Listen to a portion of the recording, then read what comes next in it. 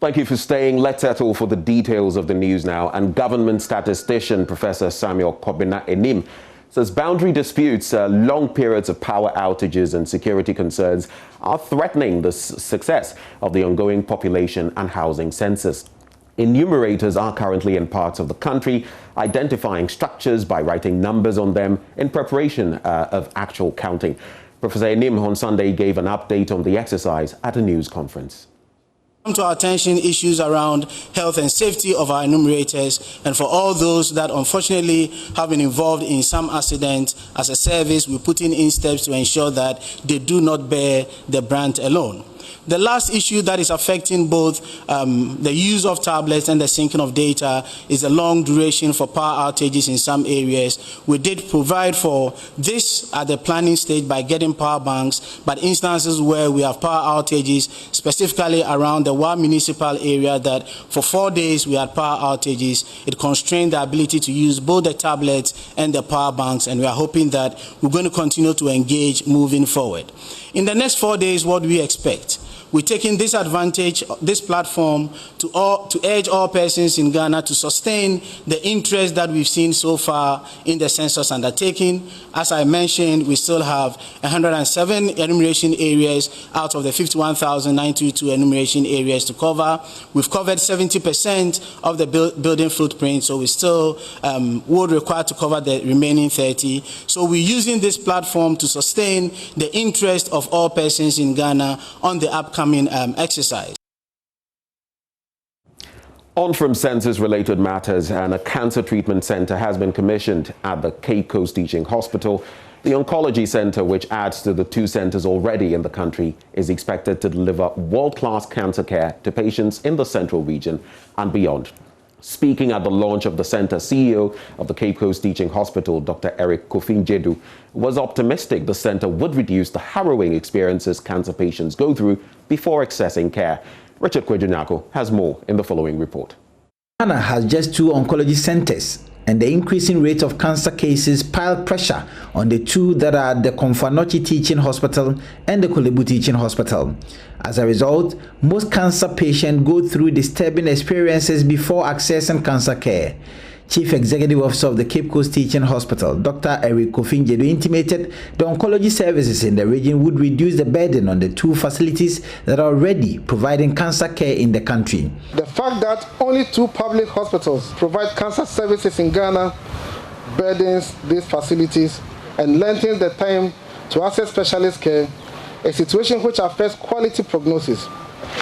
The increased risk of long travels, physically, emotionally, and financially, worsen the plight of patients. Dr. Njedu says owing to the increasing cases of cancer in Ghana, there was a need to think about cost-effective and unhindered access to treatment. Cancer is not one disease. There are over 100 different types of cancers, and sadly, WHO global estimates indicate that Ghana is experiencing increasing incidence of these cancers. This estimate is also supported by the Ministry of Health, Hospital and Population-based data.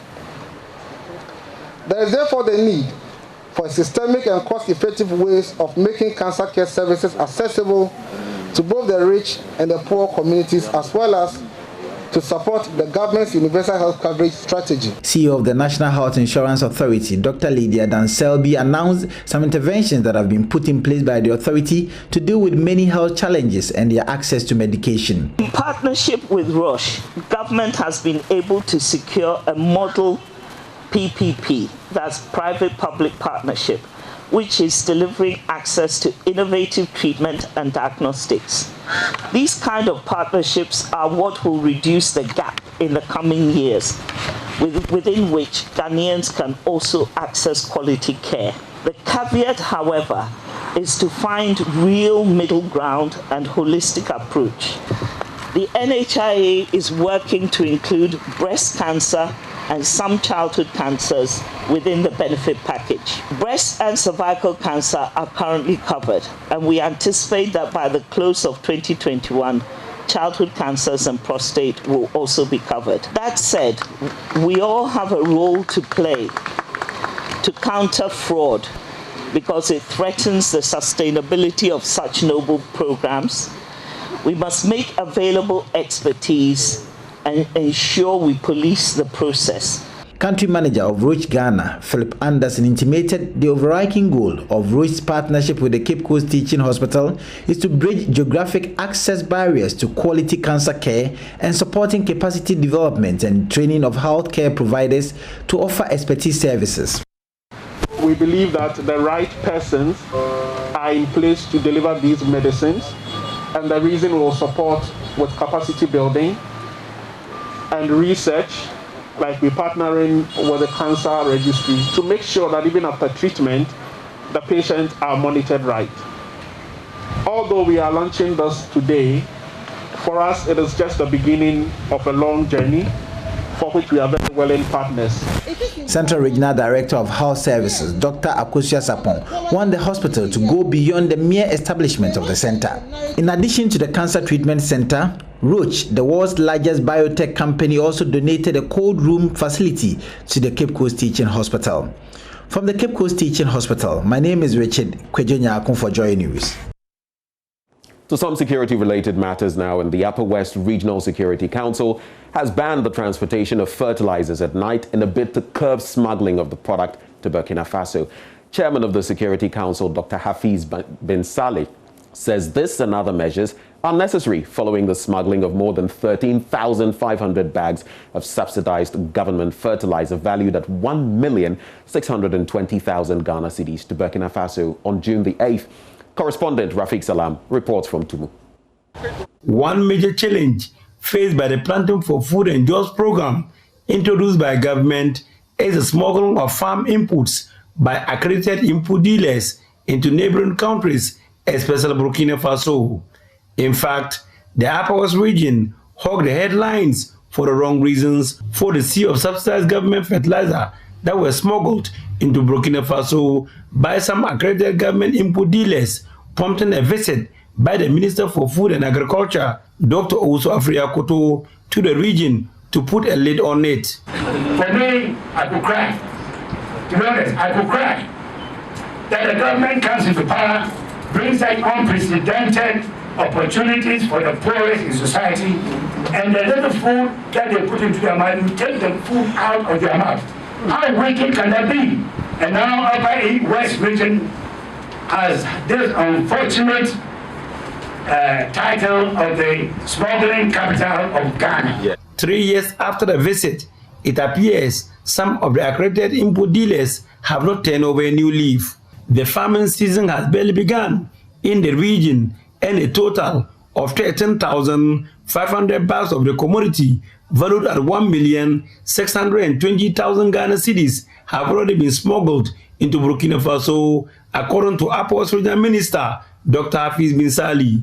Intelligence got to us that smuggling was taking place, particularly in Sesala West.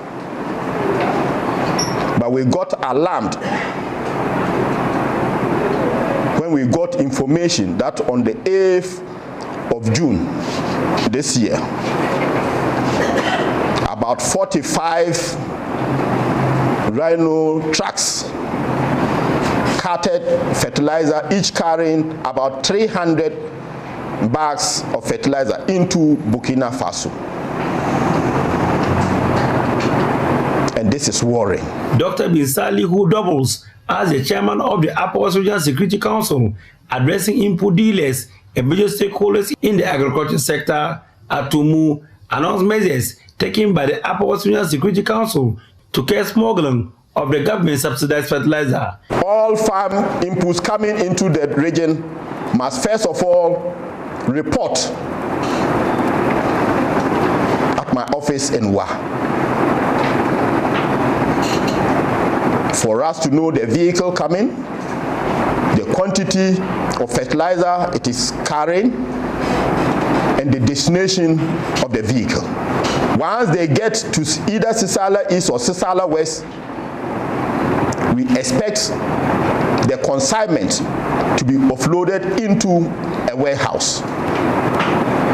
We will not allow any long vehicle to be distributing fertilizer. That will not happen again. There are also timelines to track the movement of vehicles carrying fertilizer. The movement of vehicles carrying fertilizer is 6 a.m. to 6 p.m. Anytime after this, we will confiscate the fertilizer and auction the vehicle.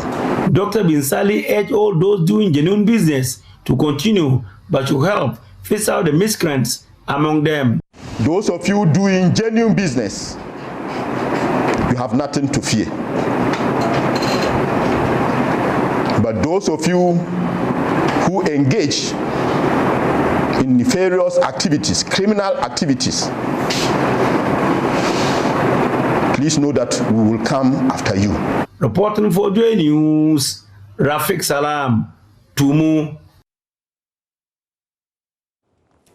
The executive director for the Media Foundation for West Africa, Suleiman Abrahima, says the country lacks honest and patriotic leaders. He opines the country has leaders who show commitment in the fight against corruption only when they are in opposition. Mr. Abrahima said once these people get power, they turn and rather fight those who choose to fight corruption. Speaking at the 2021 Communication Students Association of Ghana Week celebration at the University for Development Studies, Nyankpala, under the theme Dominant Views, Constructive Criticism and Public Sector Accountability in Ghana, the role of the Fourth Estate and other communication actors, Mr. Abrahima said patriotism and good leadership is not about talk, but should be manifested indeed. We have leaders who are patriotic and who really care about the country. Many of the things we are seeing now would not be what we should be witnessing. We have had leaders who show commitment to fight corruption only when they are in opposition. When they get to power, what they do is to actually fight those who are fighting corruption. And we've had many, many instances to buttress this point. There is a former MP from the Central Region called PC Apiofori. In Parliament, he opted to be the voice of conscience and to be somebody who stands for the truth. What happened was that those who pronounced that there must be zero tolerance for corruption fought him out. We do know that Mr. Martin Amidu, while serving as Attorney General in 2011, was fought out for fighting corruption. Recently, we do know that Mr. Daniel Domelevo has been fought out. The reason is what? For fighting corruption.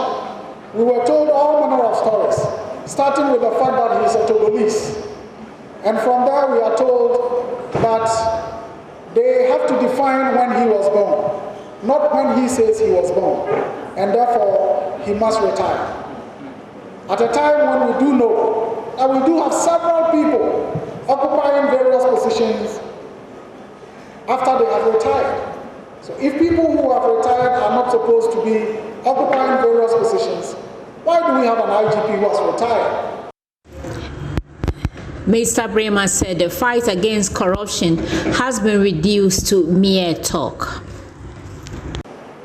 Over the years, the quest for public sector accountability and the fight against corruption have been reduced to mere political sloganeering.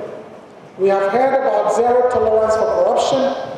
We have heard about admonitions for us to be citizens and not spectators, and so on and so forth. We have heard all about, we've heard all the sweet talks and the moral crusades from our leaders with words that are often appealing to the ears.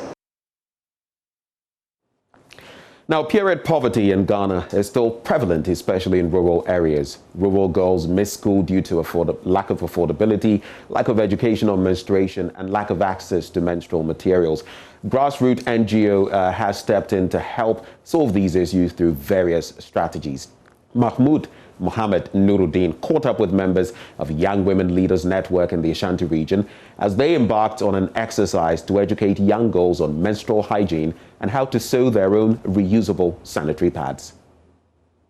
Hajar Diku Osman was a victim of period poverty problem that brought her face to face to many other people who faced or are facing same problem. That was when the journey of Young Women Leaders Network began in 2017. Many girls are shy to explain their absenteeism and embarrassment over menstrual leaks. Some girls are shy. They don't even know most things about the menstruation and the rest. Wherever we go, we let them know that menstruation is a normal thing. It makes you the woman you are, so they shouldn't be shy. They should be confident and talk about it. They expressed their inability to participate in public events simply because of lack of sanitary pads. There is a new pad called the reusable pad, and I think the reusable pad is very, very good because not everyone has money to be buying this pads called Yaz, Soft Care, Proper, and the rest. Young Women Leaders Network is killing two birds with one stone, addressing environmental issues and menstrual hygiene. The NGO is making life easier for young girls, especially those from rural communities, to have access to biodegradable and reusable sanitary pads. With the reusable pad, it's eco-friendly, and with proper hygienic management, it has no effects. With washing it, you would have to soak it in water to absorb the blood. Then wash it using washing soap. After washing soap, you rinse it with water with antiseptic, or if you don't have antiseptic, you can use the salt, the bigger ones. Members of Hajar's NGO carry their own sewing machine to many parts of the country, providing the sanitary pads and teaching young girls how to sew them. They don't know how to handle themselves when they are menstruated, especially the first timers. That's why we go around educating them.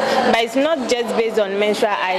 We talk about girl empowerment, how they can become successful future leaders. We also learned how to make reusable pads. They told us I learned there were 3 types. One, you can fix the towel. It is made and you fix the towel. After using it, you wash it. One is also with the towel already. And the other one, you put the towel inside. The first one I talk about, it's flat and it has 2 holes that can support the towel. The pads are made of 100% cotton, entirely eco-friendly and significantly cheaper than alternatives. Hajar builds broader vision to sustain the program by empowering women at the core of her model. She says they target 10,000 young girls across the country by 2030. Young Women Leaders Network's use of reusable pads would help reduce waste generation. The NGO wants to engage stakeholders in its implementation process. There are also plans to engage the larger community. These outreach activities would focus on girls, women, and address issues of menstrual health misconceptions. A report by Mohammed Nuruddin. And on that note of ending period poverty, we draw the curtains on the AM News. But coming up, we have the news review. Do stay.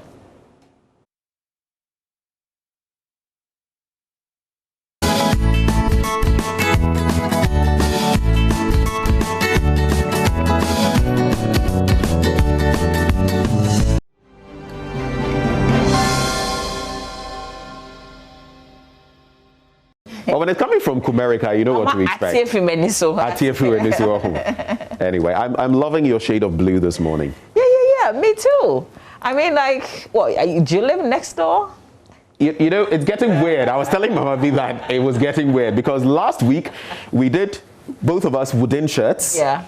Similar pattern. Yeah. Black pants. Brown, whatever footwear. Today it is going blue. And it's not like we're texting to say no. Wear the shade or don't wear the shade. This one must be some telepathy is going on. Maybe we should be texting then. Maybe we just should. But before we get into the papers, I just wanted to highlight this bit. I'm sure you followed the story about that teacher of the Youngsters International School who got knocked down by a vehicle. Okay, so it happened recently and it's very unfortunate. You see, I'm highlighting this because while we've spoken about the fact that the police must be more active and doing more, sometimes people are just full of so much. This incident happened just a few days ago, and the school is basically bereaved. The family of the lady as well, 26 years old. She wasn't even 27. Got knocked down by a private vehicle, and the person picks her, puts her into the vehicle under the guise of taking her to hospital. Guess what?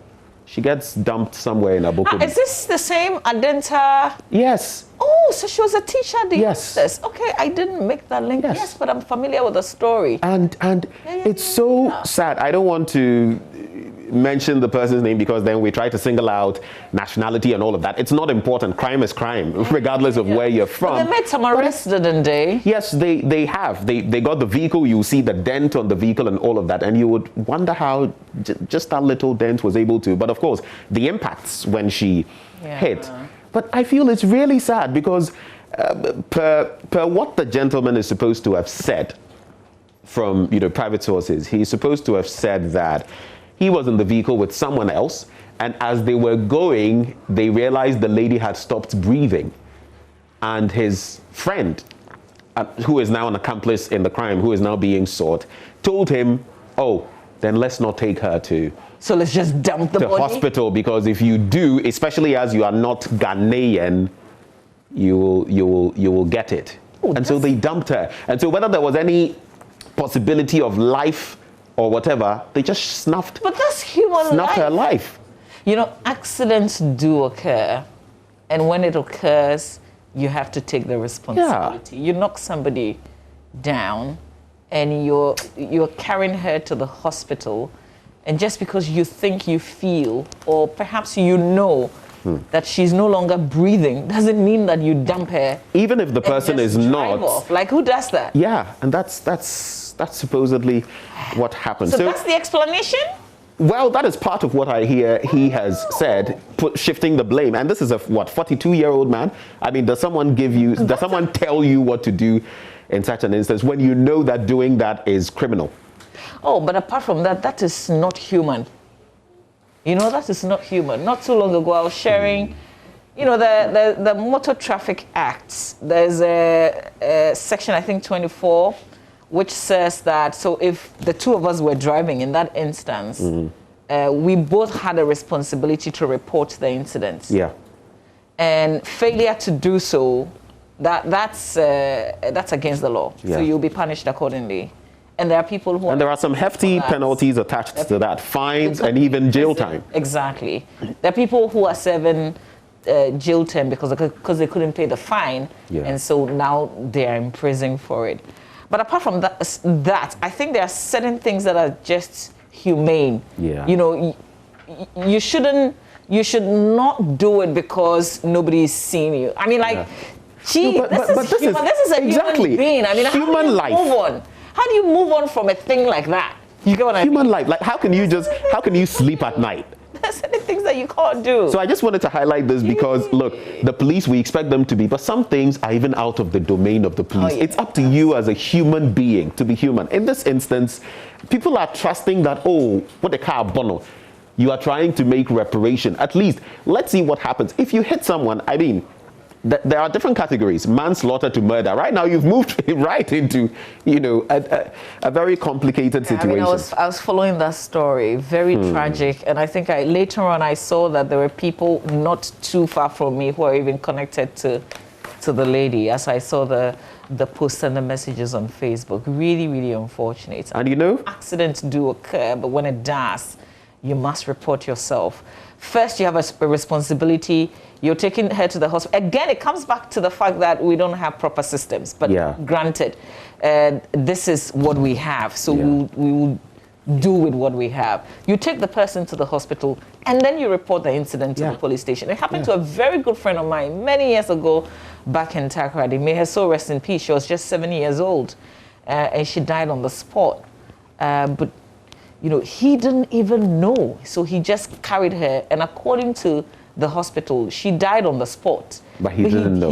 He carried, and he was weeping. I mean, he was just crying all the way, and even when he got to the hospital. And after that, He went to the police station. He went to the central police station, and he was put behind bars. Police explained that, listen, we're investigating, but for your own safety, you need to be there because family members will come, and they may not understand why you are not there. So just for your own safety. And they went through the processes. I mean, it's a process. And people think once you do this, you're going to jail. No, they will investigate. It happened to a friend of mine about 2 years ago. Lady, she was distraught. First time any accident. You know the Tema motorway stretch, how some people cross. Elderly lady, and she crossed at the wrong time. My friend hit her. I mean, she was so afraid and all of that. But in the end, it was realized that she was not culpable.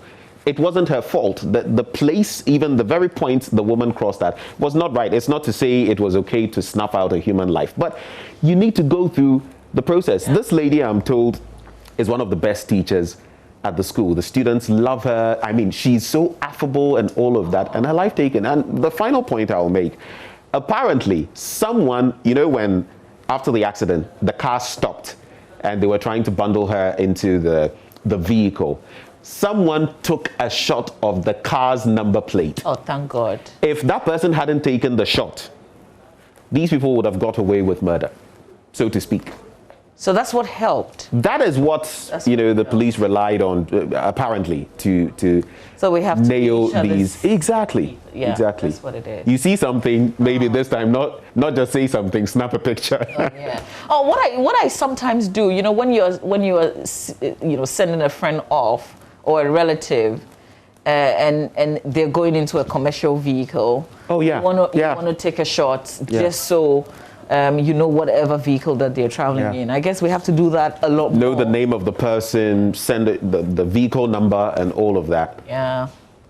Yeah, I mean, it's unfortunate that we're starting on this very sad note, but it's a Monday, so there are some things that you need to know ahead of the week, and it's absolutely appropriate that we're having this conversation. Well, hello there. If you're just joining us, this is the review segment of our show. We're now going to go into the papers proper.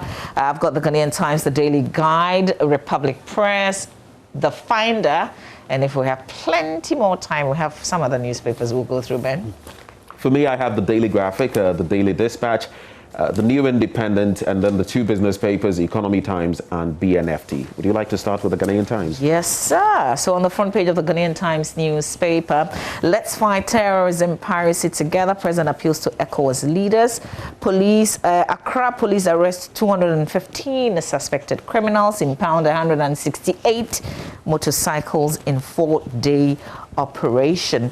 Also, government commits to procuring Sputnik V vaccines at $10.35 through official sources only, according to the health minister. And I think the minority leader is saying something about Parliament probing further this issue of procurement. I think that's also in the paper. Yes, I'm right. It's on page 11. Minority to push for probe into Sputnik V vaccine procurement, according to Haruna Idrisu. But back on the front page, GIPC targets $3 billion FDI this year, according to its chief executive, Yofi Grant. If you go to page 3, display of guns in viral video, police arrest 3 suspects. Now, this issue, I don't even know what to think, but at this point, if I had the opportunity, I would just play Medical's Yeah. So they should deal with it. I mean, who does that? Okay. Intercity STC driver, co-driver die in accident. Another very sad one. When I saw the story and the fact that there was STC, I wanted to be sure what had happened. Apparently, there was a vehicle, abandoned vehicle. He had a mechanical fault, whatever it is, and he left it there like that, around 12. No warning triangle. Nothing. Nothing. No space. Nothing. And I think according to the regulation, you should report the incident to the nearest police station in an instance like that. Nothing. So this bus, STC bus, with a co-driver and also police escort around 2:30 a.m. That's what they just ran into it, and the driver, co-driver died instantly. The police escort is injured, seriously injured. And you know why? Because usually sometimes they sit right behind, you know, the drivers. So it's this issue. You know, we know our issues. We know our issues. Yeah. How often don't we see this? Like an abandoned vehicle. Somebody just abandons a vehicle. Either they are repairing it in the road, or they leave it there and somebody runs. And it happens so often. Big buses, these trucks, and all of that, heavy duty. And if you ram into them, you know that your chances of survival are very low. Yeah. It happens all the time. And especially when it's at night with poor visibility, you know, your likelihood of, you know, dying is so high. And then the final one on page 3, crime related. Well, we're not sure about this one. A policeman was found dead in his room. Just found dead in his room, and it was his wife, also a police officer, who actually found him dead. His name is Chief Inspector Emmanuel Kofi Nunakbaku. He was found dead lying in prone position on his bed. And according to the police who visited the scene, they said they inspected the body, but with no marks of assault detected to suggest any foul play, adding that the body was conveyed to the police hospital morgue. So they're still investigating the circumstances surrounding this incident. That's all on page 3 in the Ghanaian Times newspaper. Just stories in detail, what we found on the front page in the center spread, except this one: President, Vice President to tour Northeast region Tuesday and Wednesday. And if you go to the back page on the MTN FA Cup, Kotoko urge Thunderbolt FC. We have Thunderbolt FC. Hey. And then Hearts trash Windy Pros. So it's a Division 2 side. Yeah, these are lower. Yeah. That's why this. And that's why Hearts also played, I think, Windy Pros. Windy Professionals. Yes. Yeah. So we're waiting for Thursday. Thursday is the real deal. Oh, you're waiting for your Waterloo. I think you're waiting for your Waterloo. We're playing Legon Cities, I think. Yeah. Young Wise also upsets Wafa. That's a Division 1 league side. Young Wise. They caused a major upset on Saturday when they ousted Ghana Premier League giants Wafa from the MTN FA Cup. The penalty shootout. So that's it for the Ghanaian Times newspaper. Let me take a look at the Daily Graphic this morning, and it says, inject action against terrorism. President charges ECOWAS. Over the weekend, that ECOWAS confab continuing. It had started all the way from the commencement of the week with that meeting of defense, foreign affairs and security ministers. And President charges ECOWAS and re-elected chairman. Just to give you succinct bits of what the story captures, it says, the time is up for West African nations to inject more vigor in their concerted effort to deal with the growing threats of terrorism and piracy in the region. And our president, who made the call, intimated that none of the countries was insulated against the threats of terrorism. He also says it's a matter of dignity and sovereignty which affects all nations in the region. The president also cited the gruesome killing of 132 civilians, including children, in Burkina Faso on June 5, which had necessitated his visit to that country. And on the bit of piracy, while calling for urgent attention to the growing threat to maritime security in the region, President Akufo-Addo indicated that acts of piracy and maritime destabilization were on the rise in the Gulf of Guinea. He finally commended all ECOWAS and AU member states for supporting Ghana's successful candidature for a non-permanent seat on the United Nations Security Council for the years 2022 to 2023. Let's see what benefits, what gains we can reap out of that. I think we pipped Gabon in that particular contest. There were others, but I think Gabon was the closest to us in terms of votes. I think it was 185, 183, something like that. Encourage support for vaccine production. That's also on page 3. Akufo-Addo tells ECOWAS heads. And let's check out some international news. It's a crucial day for Ethiopians as they go to the polls, and there are growing concerns over fairness. And Ethiopia will be electing its new leaders. In all, 37 million People are expected registrants out of a total population of 110 million will be casting their votes in today's crucial elections. And twice delayed elections overshadowed by warnings of famine and mounting reports of atrocities in the war-hit northern region of Tigray. Reports indicate that some of the voters may have to wait until September to cast their votes due to logistical, legal, and security-related challenges in Africa's second most populous country. So I guess they come right behind Nigeria. In more international related news, and then I'll come back to Ghana, Israeli PM cautions world powers over Iran. I'm talking about the newest one, Prime Minister Naftali Bennett. And then in Brazil, COVID-19 deaths hit 500,000. The number of deaths related to COVID-19 has passed 500,000 in Brazil, the second highest in the world, as experts say the outbreak could worsen amid slow vaccination and the start of winter. And you know, one of the countries most affected, I believe it's Chile. And as for them, it's just something else. No access to vaccines, hospital facilities, logistics, not in existence, not able to cater for the people. And it's just a messy situation. Maybe that's why we decided to get vaccines at $19. You never know.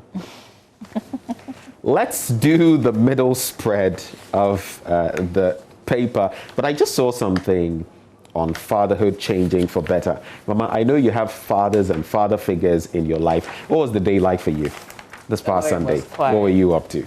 It was quiet. Nothing really. Nothing much. Just one of my boys, he draws a lot. So, you know, on occasions, whatever he feels like telling you, he'll put it in the form of art. And that's what he did for his dad. Basically, that was it. Okay. Yeah. Interesting bit. I mean, I think, okay, have we blown it out of proportion? Because... Blown what out of proportion? Father's Day, Mother's Day? Or... Yeah, that kind of thing. Because it is your mother you are celebrating, isn't it? I mean, your children would celebrate their mother. Are we making it by force, like... that fathers ought to be celebrated? No. So that... Is your dad that you're celebrating? Is my dad that I'm celebrating, or a father figure? Right? It's not my husband that I'm celebrating. My children are celebrating their father. Right. Okay, so I get what you mean. But when I put it out there, I was talking about father figures. I know you have a lot of church father figures. No. You have friend father figures. I didn't do anything. You know, I just, Charlie, I was just chilling. It was one of those easy ones for you. Anyway, so let's do the back page, some sporting news, and it's a wrap. MTN FA Cup Hearts run riot against Windy Professionals, and of course Kotoko thump Thunderbolt FC 3-1. And that was in the round of 32 match. So that's it for the sporting end of the Daily Graphic. Let's do Republic Press on the front page of the paper. Police go wild, grab 215 suspects in post-bullion van robbery attack swoop. But here's one that's of interest. I haven't rejected questions on cost of Akufo-Addo's travels. Speaker clarifies. Minority accuses finance minister of dodging costs on president's trips. Don't just add up to the numbers. Mametiwa tells female police recruit. Okay, it's just that they've just... put the two headlines together. It's very confusing when you read it like that. Your Embra scandal is still fresh on our minds. Kaya President tells Mahama. Okay, that's a very confused headline as well. But let me, maybe a bit of what I thought. You might have to check out some of the details to find out what exactly got my it's saying. attention. I think it was the Speaker's clarification, so let me stick with that. The Speaker of Parliament has defended himself in the wake of reports that questions surrounding the airworthiness of the presidential jets were shelved by the House. Agwon Babin said the question posed to the Finance Minister over the President will definitely be answered. Okay, so just a background to that. And then it also talks about the Defense Minister who appeared before Parliament, and then goes on to talk about Thursday when Finance Minister was scheduled to take his turn to answer questions on the same subject. However, reports emerged that the questions posed to the Minister had been taken off Parliament's order paper for the day. Reacting to this, the Speaker of Parliament said there is no truth in such reports, insisting the questions will be answered. Quote, "Let me disagree with what has been put on social media, that the Honourable Speaker rejected the questions on quote." And this, he said on the floor of Parliament. There's no iota of truth in that publication. The questions were admitted and forwarded to the ministers, and the ministers have indicated to me their readiness to come and answer the questions, so it will be no problem. The business committee should do the right thing and get them programmed for the minister to come and answer. All right. So that's still an outstanding question, and then we've been assured that it will be answered.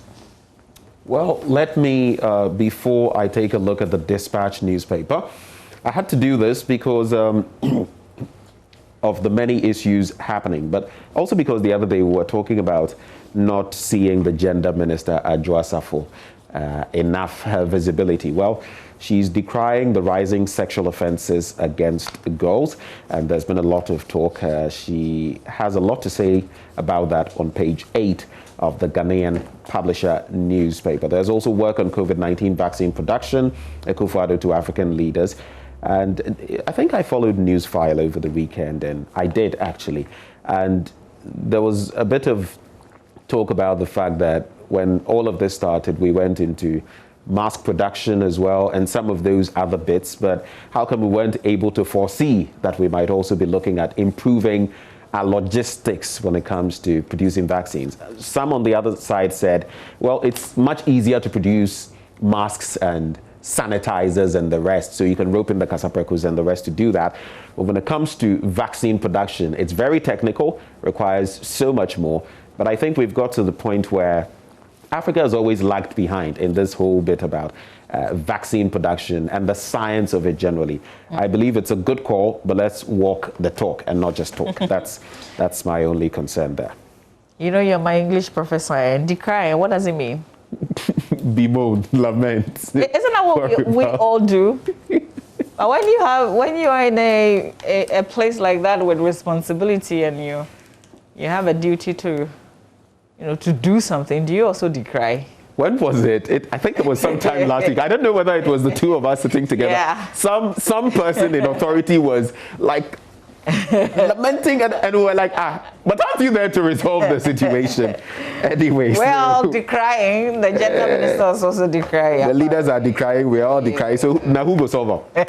All right, let's do the Finder newspaper. On the front page of the Finder, Bank of Ghana directs banks and SDIs to abolish unfair charges and charges. This is one that got a lot of people excited. People were talking about the individual banks and the kind of charges, absurd charges sometimes. But now that I guess the directive is out, we have the power to object. I got the power.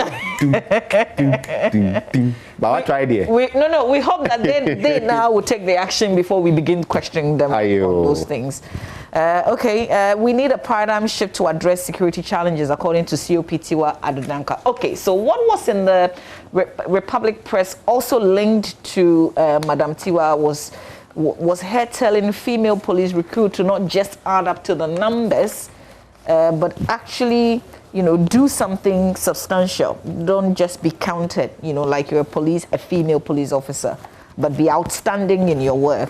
I think it's another angle that the Finder newspaper has also picked. 16.9 million COVID-19 vaccines secured at $10, 14.2 million doses to be delivered in 2022.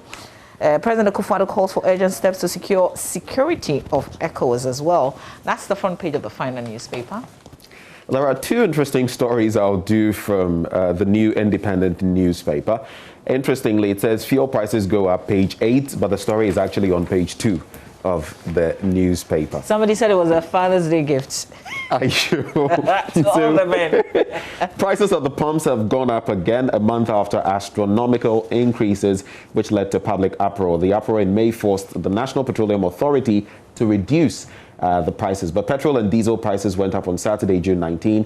The New Independent has learned they increased from 6 cedis 50 pesos per litre to 6 cedis, that's 6.05 cedis per litre to 6.23 per litre across major oil marketing companies. You know, at this point in time, I've stopped focusing too much on these matters, because the way things are going, when I go to the pump nowadays, I just realize that what it used to take me to fill my tank is woefully inadequate, and I have to keep topping up each time I go. So to be honest, I use fuel injection as well, you know, to try to ensure. Oh, does it work? It does. Okay, some dude has tried to sell it to me twice, but me, I'm a traditional person, so something that I don't know about. Like, I don't even tolerate you telling me about it. Oh, okay. Yeah. But it does work? It does help. It depends on the brand, though. I don't want to put any brand out there because we're not marketing them, but so it works. After that, yeah, Charlie. Hey, na enka. Yesika no. When I stop, I check if I have my purse, but I think most importantly, I check if I have my card with me. Right. You know? Right. Because that's what will save when the cash is not enough, because you just can't tell how much money you need. Oh, yeah. I think nowadays, a lot of the time, I pay for these things via POS so that you're on the safer side, because, Charlie, you won't carry cash. Go ahead. No. But this final one I want to do, it's on page 6. Shoot and kill armed robbers. That's a chief putting this out there. The chief of Mahoje at Agona Swedro and Jase Hene of the Agona Nyakron traditional area, Nana Kwame Donko the second, has advocated for the enactment of strong laws to deal with the recent rise in armed robbery in the country. He called for the execution of every armed bandit arrested for perpetrating acts such as robbery in the country in order to serve as a deterrent to others. I had to highlight this because, of course, we can't take the law into our own hands, and mobbing people, lynching them, is simply not the right way to go. On Saturday, though, I heard someone, talk about this. One of those on Newsfile with Samson Ladi Anyanini speak about the fact that maybe we are getting into a very gray zone when it comes to security. Because if you notice, for example, in Jamestown, where that sad incident happened, and in some of the areas, these are areas where when they grab you engaged in theft, robbery, they deal with you. Sometimes it's instant justice, but people are still going there, brazen, unafraid robbery, and the picture that tells. But of course, nothing justifies taking the law into your own hands. I guess that's why he's calling for the change in the law. But there was very brilliant submissions from Kwesi Enin and Emmanuel Bombande on the matter of security, moving the conversation forward from an angle that I think many of us probably haven't heard in the way that it was delivered. We'll probably have to revisit some of the things that they said and bring it back. But I hope that most importantly, the police service was listening, even though Sheila was on the show. Because when you have brilliant people talking about some of the ways. There's always something to learn. But you don't have the right people listening and taking action and learning from there. Then, we're still stuck. We're not going anywhere. But one of the things that got me, from Kweku Bako to Sheila Bachman, and then the responses from Bombande and Ening about whether we have a national security situation on our hands or even a security situation on our hands or not. The other day when I hosted Collins Amankwa, it was like, no, it's not and then others say, what do you mean? We're in this and you're saying it is not? And there was even talk about the Infantiman MP whose husband died and she got to replace him, and how she had sort of vacillated from back then what was happening, and now to say that, no, this is not especially when her own husband, sadly, fell to just such a situation. So I don't know whether we are playing the right keys on this one, black or white, but we day inside. So I guess we haven't painted the picture. We don't know where we are. If you don't know where you are, how do you move from there and go elsewhere? Yeah. We all need to agree that this is where we've come to and this is the situation. I don't know how. If you don't identify a problem, how can you even solve it? Okay, I'm not sure we have plenty of time left, but we can, ask you to go to myjawline.com. We have plenty of news there. I just quickly, the Daily Guide newspaper, my last newspaper, I wanted to touch on opening cries to CJ runs to Supreme Court over judge, and essentially Dr. Puning has written, his petition the Supreme Court. He wants to get the judge trying him, the judge sitting on his case, to recuse himself. He hasn't been successful in doing that. So this time he's filed a motion before the Supreme Court to exercise its supervisory power and prohibit Justice Honyanuga from further hearing the case. We will update you when a decision is taken on this. I always like the swag with which you pronounce Opuni's name. Oh, how did I pronounce his name? Hey! It's a Sikagari kind of morning. Let's quickly do some My Joy Online if we have the time to do that. If not, then we'll just, like you said, refer you to myjoyonline.com. You can check out all the stories there. Mama V, would you like to do us the honors? Oh, yeah. Okay, so here it is until we empower Ghanaians legally. Which law is he talking about? I'm not sure. I can appreciate that. The law will serve the privileged, basically. Until we empower Ghanaians legally, the law will serve the privileged. Okay, that's according to Professor Tim. Of course, it's only those who know it who can take advantage of it. There are plenty other stories. Please go to myjoyonline.com and, enjoy what we have there.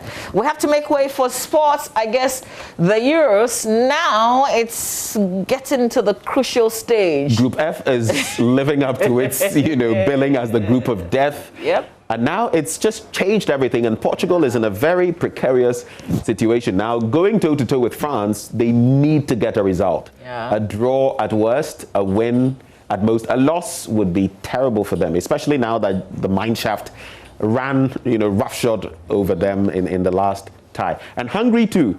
That was a headline. Pretty crazy. You don't know what to you don't know what to expect of them. What was the headline? Hungry frustrate France. Like a hungry, a common dinner. Hungry frustrate France. Yeah. So that's stalemate. I mean, that was not in the books. But anyway. Yeah, we'll bring a playback of what you missed over the weekend, the local league, the MTN FA Cup, and then, of course, the Euros. And we'll also be talking about Isaac Dogbe, who won on a majority decision. Did he? Oh, okay, because the last thing I heard was that it was a draw. So I'm interested in catching up. We'll catch up on that with Muftau. Yeah.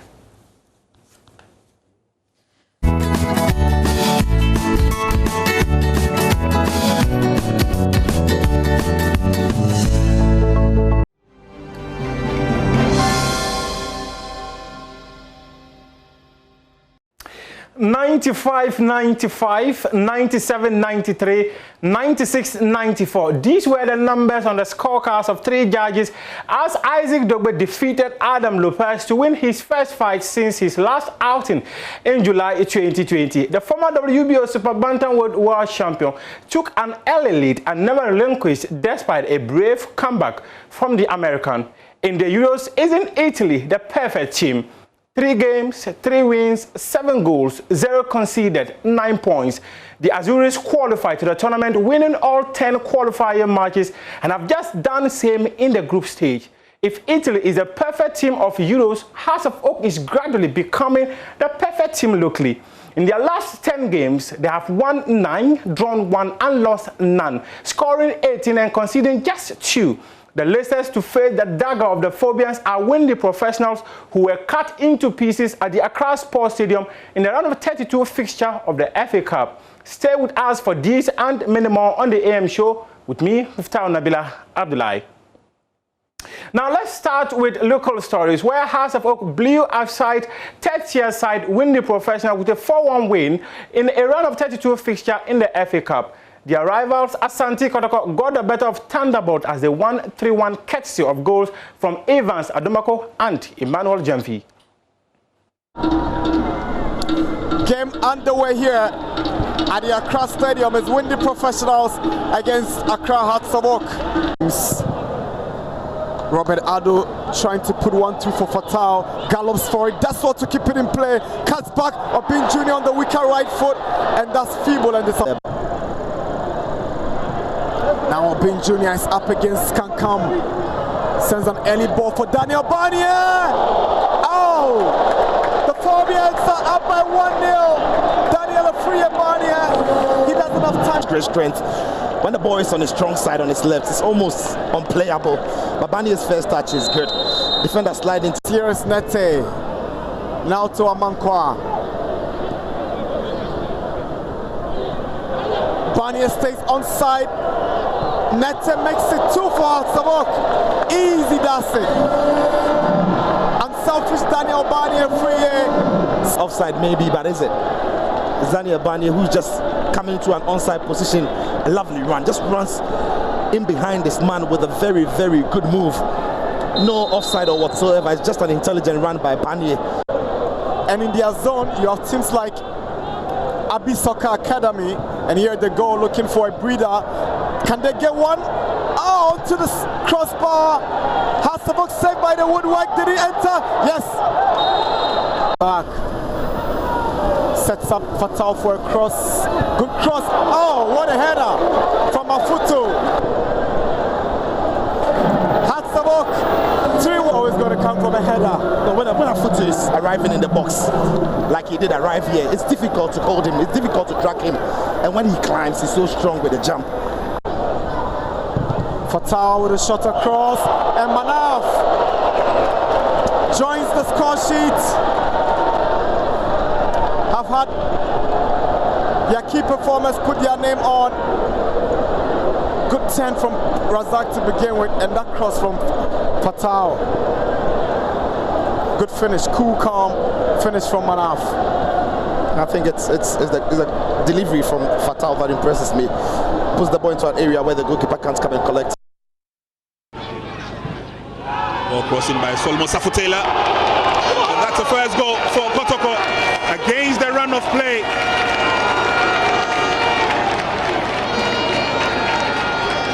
Latching onto that in the right place at the right time was a gentleman we spoke about just a couple of seconds ago, should I say. And right on cue, right on target. 4 minutes gone in the first half.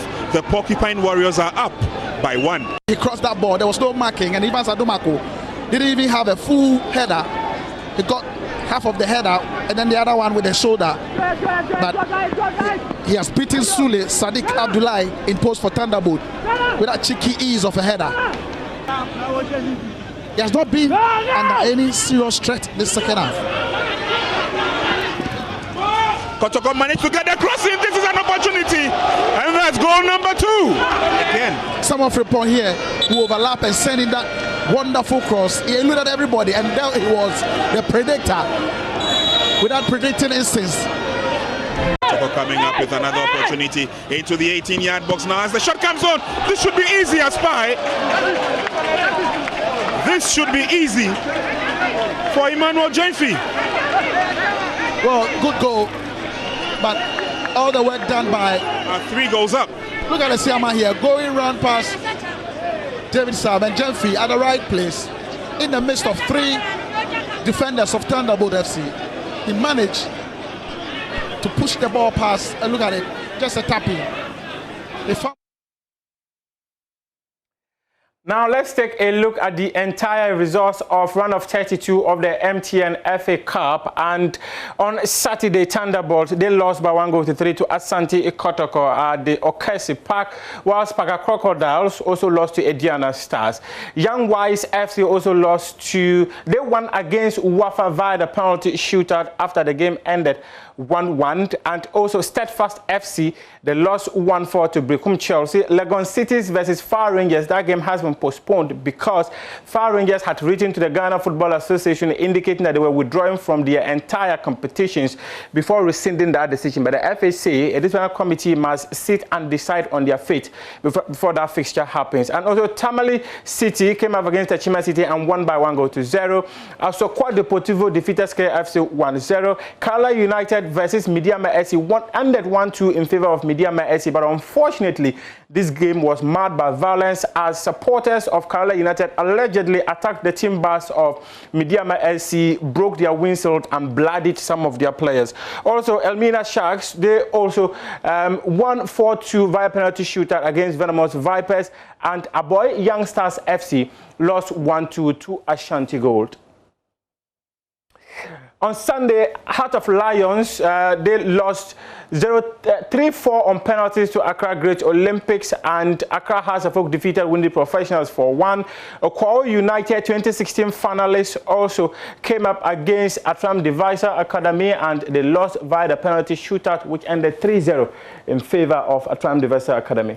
And the last game, or the first game that happened on Friday, also saw victory for Kintampo FC. They won by 2-0 against Sunyani Reformers.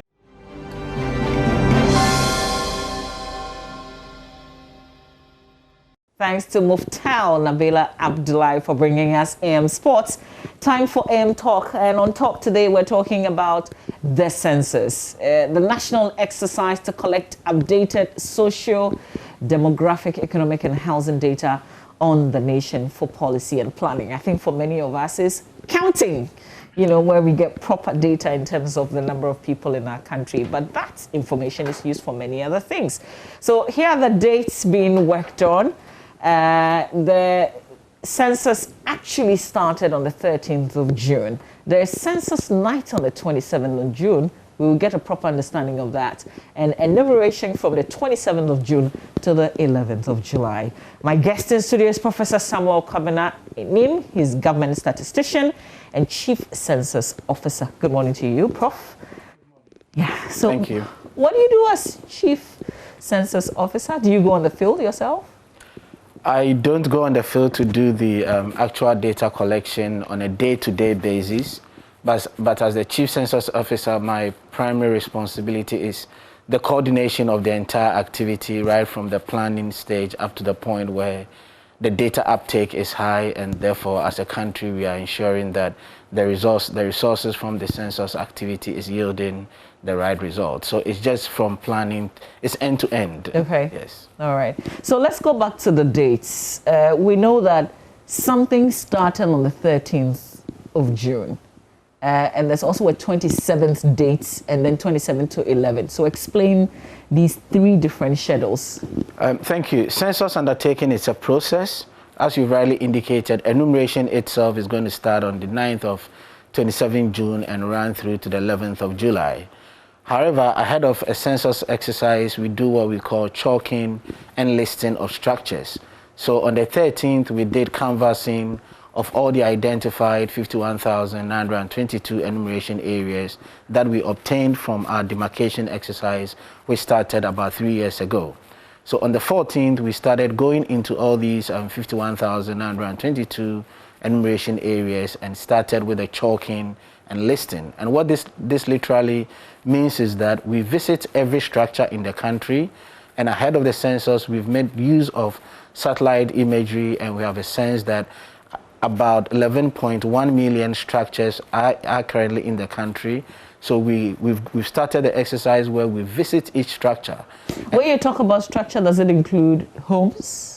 Yes, so when we talk about structures, we are talking about both conventional and unconventional structures. And what I mean by conventional are the completed buildings that we see around, and the unconventional ones are the various structures or buildings that we either have people living in it or people living around it, and also the structures that we have for our institutions. So when we talk about structures, we are looking at residential structures, which comes at different levels of completion, institutional structures that also come at different levels of completion, and as I said, the unconventional ones. So this is the exercise that we started on Monday, and because we aim at not missing any structure, because we believe that that is the source by which we can count every person, we write on these structures in a manner that is sequential. And we follow the approach where we say, look on your left for every structure that from the first structure, look on the left, look on the right as you move into your enumeration area. So this is the exercise that we are doing. Because we are using tablets for data collection, once we do the chalking of the structures, we pick information on the structures. And some of the information that we pick are the GPS coordinates of the structure. We get information on the level of completion, as I said. Once a structure is above the window level and can inhabit people in the structure, we also chalk and list that structure. we get information on the type of structure, we get information on the uses of structure, and these are the things that we keep emphasizing on in terms of the uptake of the data, because we've identified about 80 ways or uses of different structures in the country, and this will be open data for us to make use of it. Okay. And lastly, we collect information on the availability of some basic facilities within the community. So these are the questions that we pick at the listing stage on the structures. Because we also are aiming at the actual enumeration, we pick some basic household information. So for instance, in a structure, we would want to identify the number of households in it. We identify the head of the household and pick information on the name and the contact of the head of household, and make them aware that the exercise itself is going to start on the 27th June through to the 11th of July.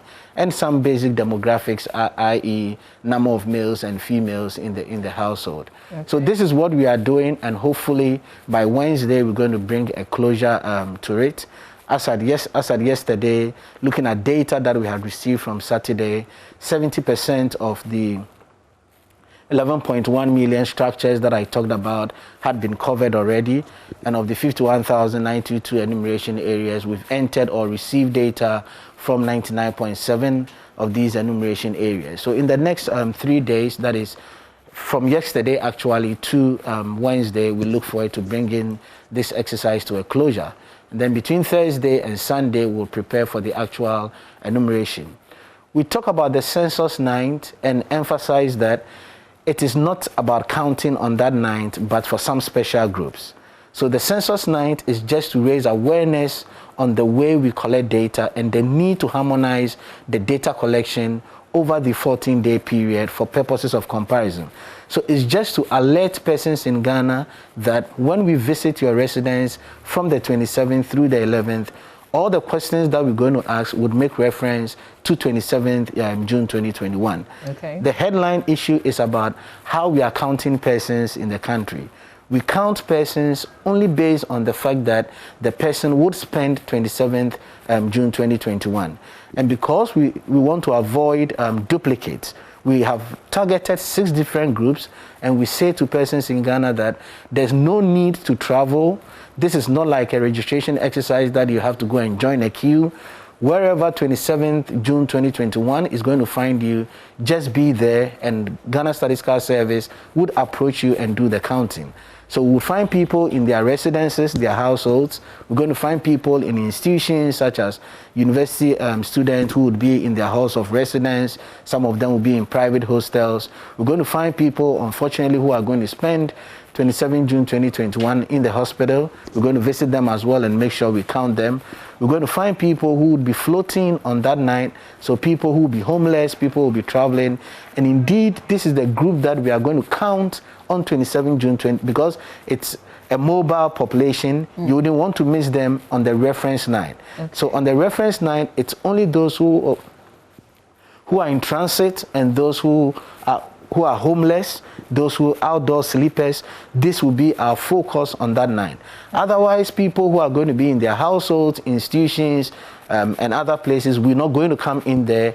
The enumeration itself will start from the 28th of June 2021. Okay, so on census night, your officers are not going to knock on my gates?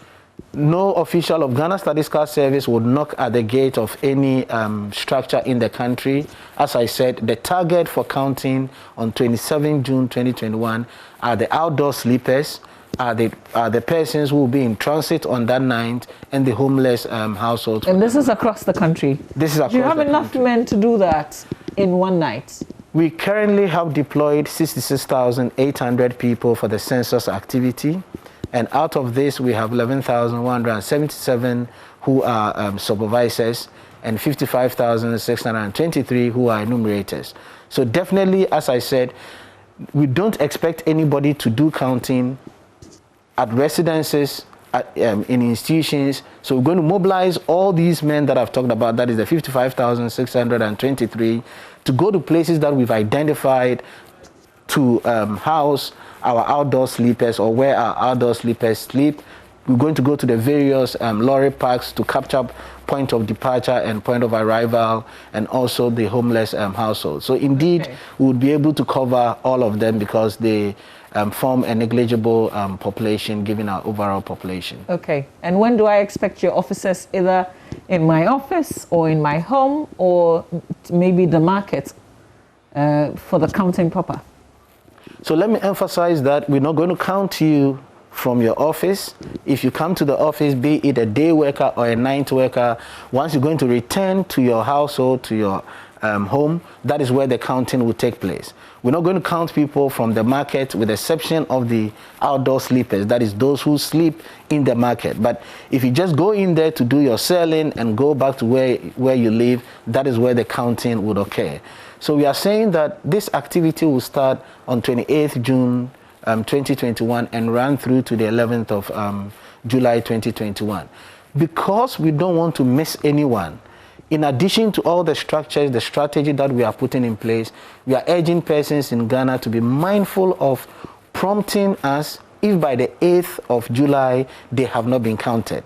We don't want all of us to wait till the 11th of July and then begin to say that I was not counted. So one of the strategies that we are putting in place, even during the listing stage, that is as of yesterday, the 20th, we have put in the media that if anybody suspects that his or her structure has not been chalked and an enumerator has not visited the household and asked the basic questions that I've talked about, let's make use of our call center, which has a toll-free number and other numbers that, if you don't mind, I would want to put it out there. We'll come to that, but I just want to go back a bit. How do I know my structure has not been chalked?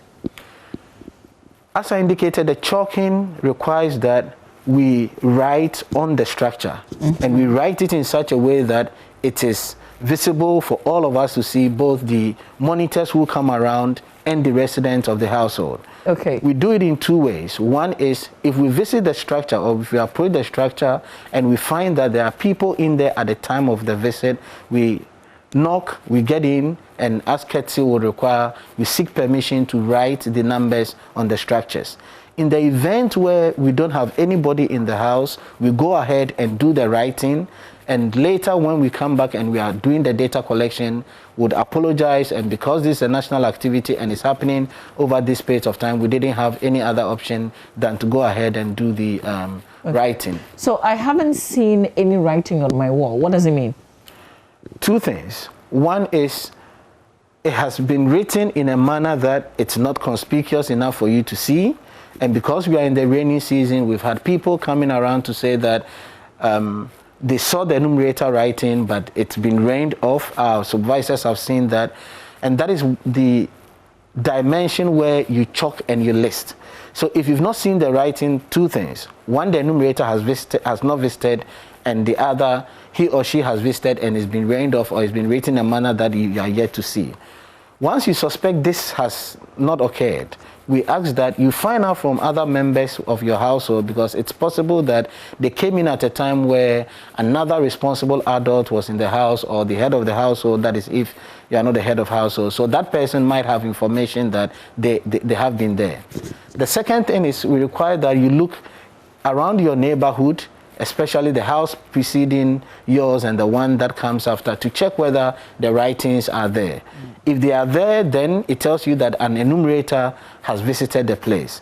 Then the last option is if it is no, that is members of your household do not know, your neighbors also are not able to help, that is where we are asking that as at yesterday till this week Friday, make use of our call center numbers, and immediately we'll detail our supervisors to check whether the enumerators have indeed chalked and listed the structure or otherwise. Okay, so we can take the number now before we move on to the next set of questions. So what's the toll-free number to call? So the toll-free number is 0800 426 426.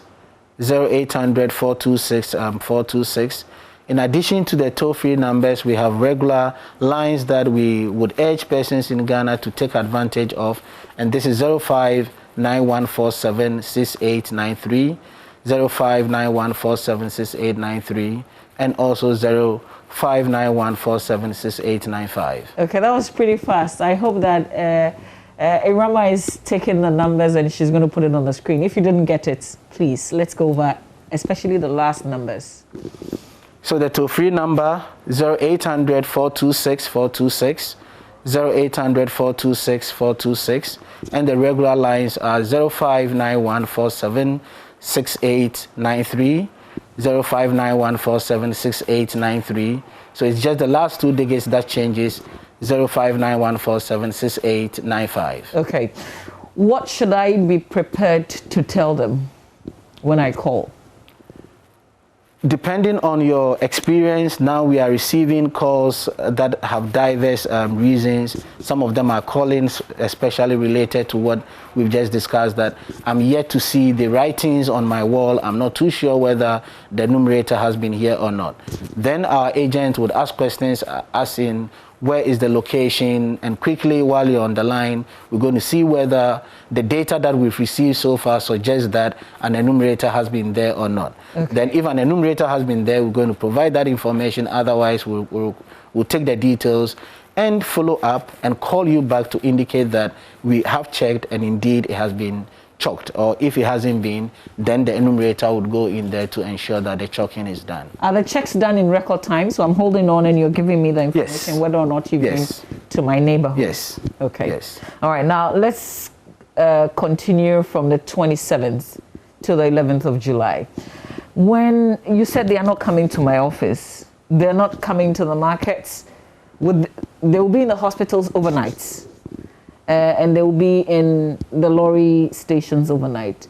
But here's the case, there's nobody home. And I guess there are many people who have that situation where there's nobody at home. So they go to work and then they go back home. So if you were to go to their houses, you won't find anybody. How are you going to count them? Again, that is pretty important. We sort of enumerate the processes that we go through to do that. So for emphasis, if you just come into work and you go back, we will not count you at the office. If you go to the market, do your work and go back, we will not count you at the market, with the exception of people that's the outdoor sleepers who sleep around the marketplaces and also around the institutional area. If your work is such that it's difficult for us to get through to you, as part of our processes, we leave behind what we call a callback card. The essence of the callback card is to let you know that we visited your structure and because of your schedule, we didn't find you at home. And then on that callback card, you have our numbers, and we require that you fill it with your details so that our enumerator would follow up and schedule an appropriate time that the enumeration can be done. So it is really at the convenience of respondents. I do appreciate that people have very heavy schedules, so they don't have to stay at home and wait for us. But once there's another person there who can provide, that is why we don't target only the head of the household. We target the head of the household and any responsible adult in the household. In the event where neither of them are available, then we make use of our callback card. Okay. Is it the same strategy for rural areas where, say, every person at home is either gone to school or they've gone to the farm, and so you won't find anybody if you were to go there? It is basically the same strategy, but in the rural areas, we don't have that challenge as we have in the urban areas. The reason being that, and I'm happy with the example that you cited, once they are not around, you always have that communal system which you're going to get information on how you're going to trace them. So sometimes our enumerators go the extra mile to go to wherever they are to prompt them that we've been there, because we also appreciate the challenges in the rural setting to call back and so on and so forth. And that, as I said, that communal system and ability to locate them, I don't think it's that difficult relative to what we have in the urban areas. Okay, so for instance, I have a niece at home who, if your officers were to get there, she would be answering the questions. What should I alert her on? What would they be asking? Thank you very much. This gives us the opportunity to talk about the 2021 PAC instrument. As I indicated, we have instruments for 6 different groups, but I'll talk about the main group, that is the household population, which subsets of it is used for the other target population. So in our instrument, we have 10 modules. We start with the immigration module, and the essence of the immigration module is to get information on persons in your household that have traveled outside the country in the last 12 months. So we would want to know where they are, when they went, and these are the basic questions that we ask in the immigration module. The second module that we have in there is the socio-demographic model. This is very critical because all the analysis that we're going to do for the other 9 modules would make reference to the socio-demographic model, and it takes the household roster for all persons in the household, and for each of these persons we ask questions related to your age, your sex, your ethnic groupings, your religious affiliation, your marital status. Obviously they have their respective age cutoffs where these questions will be asked. And the third module is on literacy and education, which is pretty obvious. The highest school, the highest level that you completed, and if you're currently in school, the highest grade that you've completed. Then we move on to our ICT module, which would ask questions related to the ICT tools that are available to the household, i.e. laptops, computers, and we also go forward to ask questions related to the use of mobile money, given its importance in current times. Then we have another module on difficulties in performing activities. This is a module that we've revised relative to the previous censuses, where we ask questions on whether you are disabled or otherwise, but now we are asking questions around the severity of the difficulty that one has in performing different activities such as hearing, seeing, walking, recollection, and so on. So we have 6 different dimensions where we ask questions around persons with difficulties in performing activities. Then we have a module on economic activity, which would help us better appreciate issues around employment and unemployment. Again, for the first time, we are trying to get a better understanding of vulnerability around unemployment. So we are asking questions related to the contracting around the work that people do and the hours of work that people are engaged in, so that we'll better appreciate what happens within the informal sector, which is about a quarter of our economy from the GDP point of view. Then we go into questions related to fertility and mortality. Again, for the first time, in addition to fertility, we are asking questions related to child survival. One of the things that we are going to get from this census is the multidimensional poverty. So we're going to pick questions around vulnerabilities, i.e. maternal and paternal orphanhood. We're going to ask questions around insurance, health insurance, and again, we're going to get information on child survival. And both at the individual level and at the household level, we'll be able to get a better understanding of multidimensional poverty and also vulnerability to poverty. Then we have the mortality model, and here we are looking at deaths that occurred 12 months prior to 27 June 2021. And then our last 2 models are on housing and sanitation. Indeed, the housing model, our focus there is the quality of the housing. So while most of the questions are observational, that is, we look at the exterior walls to see the material that were used, some of the questions will require your needs, as you said, providing us information on the number of rooms in there, the floor material that has been used, which will help us understand the quality of the housing indicators. Okay. Then the sanitation ends it. But the question about jobs, age, is she expected to answer that on my behalf? Yes. So we are asking that all of us should go to our website and get a sense of the scope of questions that we're going to ask. Okay. We have 127 questions in there. We don't expect you to provide responses for all the 127, but as you said, the specific things that they are not likely to be aware of have knowledge in, and you think providing them with that information would help, we urge persons in Ghana to do that. Okay. So what's your address then? Your website address, so that we can go and find the questions. So the 2021 census website address is census2021.statsghana.gov.gh. census2021.statsghana.gov.gh. Okay, so do I get a sense, just from what you said, that because I won't be home, likely to be home when you're there, I need to educate the person, the only person perhaps who may be home, so that they can answer all the questions on my behalf? Yes. Are you coming on weekends, on Saturdays and Sundays as well? Yes, yes.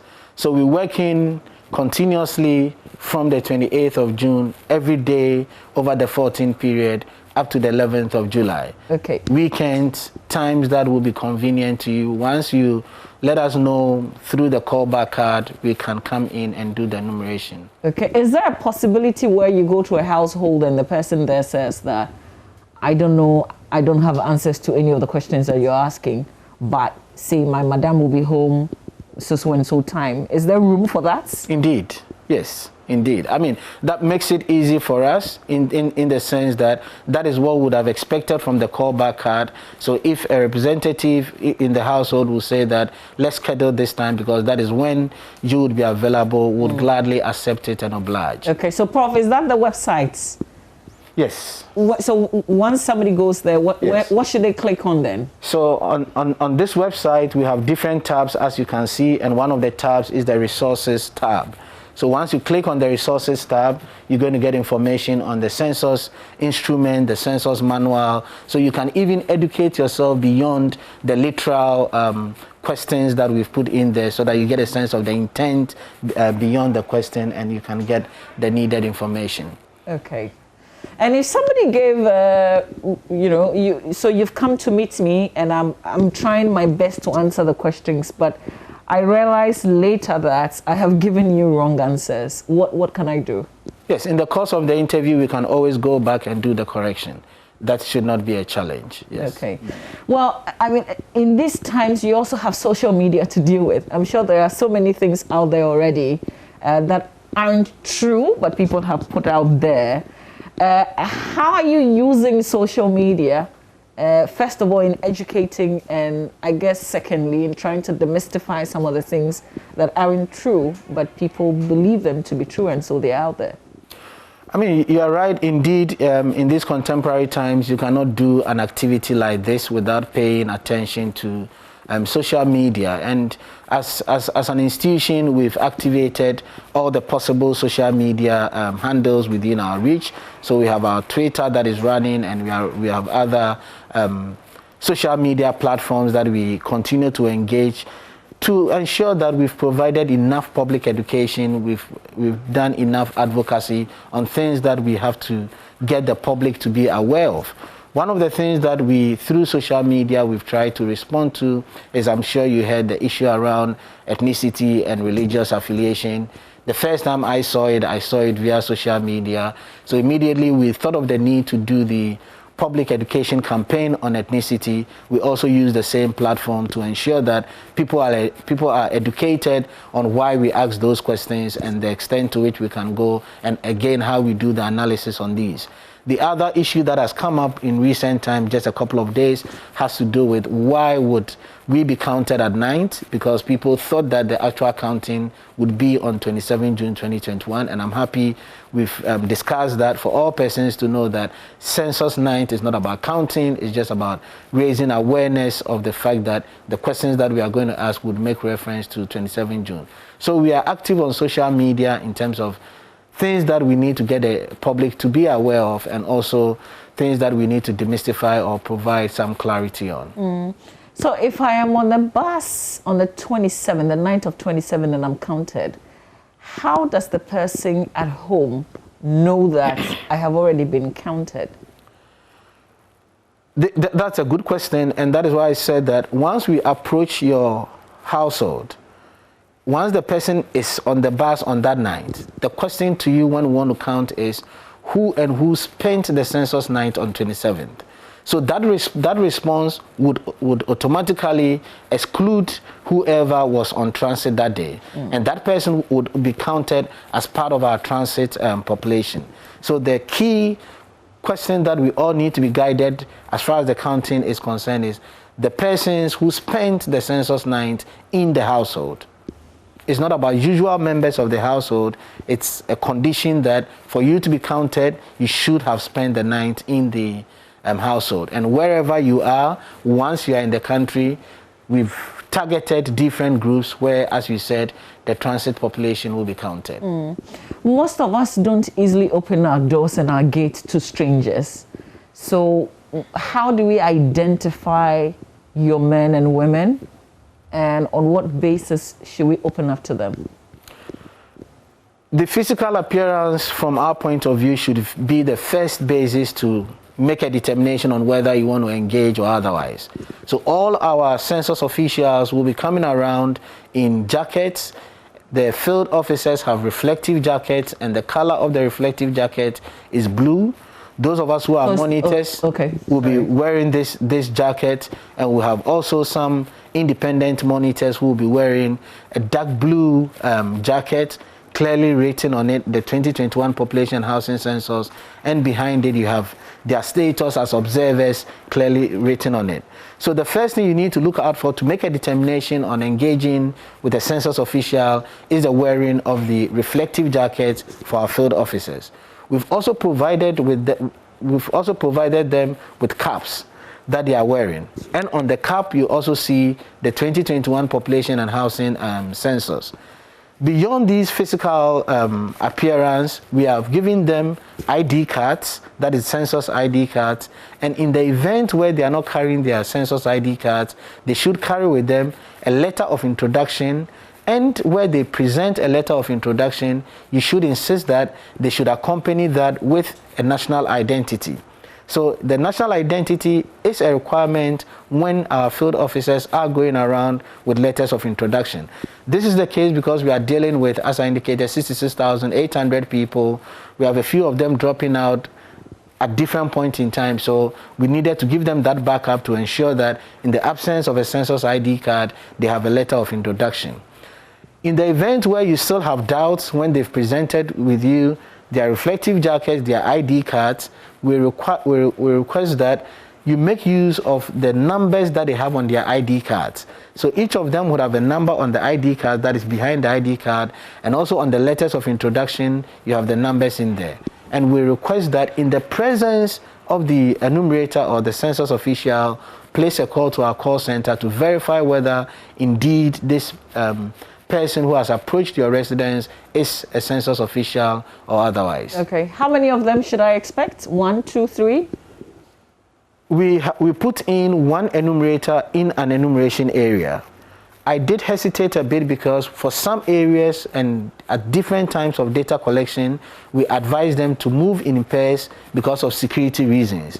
So if for some reason you'll be available only at 10 p.m., we don't advise them to move by themselves. They should have either their supervisor or another enumerator accompanying them. In the event where it's more than one person, all of them or both of them should be wearing the reflective jackets and the caps that I talked about, and also have on them the ID cards. Okay, and are they speaking a language that I can understand? That is the strategy for the census. The strategy for the census is to recruit people from within the locality for two reasons. One is the language that you've talked about, and two is somebody that is known within that enumeration area to facilitate ease of conversation between the respondent and the enumerator. So yes, our enumerators would come in, we've walked them through how to translate all our instruments in their respective languages, so they would be able to speak the language within that locality. Okay, so I'm spending about, say, how many minutes answering questions on the day they visit? So on the listing, the data that we've had so far suggests that it's taking us just about 12 minutes to pick that data on the listing. As I said, it's just about 8 main questions that we ask under the listing. Ahead of a census undertaking, it's important you do trial censuses to get a sense of how long it's going to take to do this, to do the exercise. And we did trial censuses ahead of the main census, and on the average, it's taking us 40 to 45 minutes for the main enumeration, which has 127 questions. But obviously, that is a function of some other things, such as the household members and also how engaging the enumerator and the respondents are in the course. But on the average, it's about 40 to 45 minutes for the data collection exercise. Okay. All right. So just before we wrap up, are they going to be in schools counting? Yes.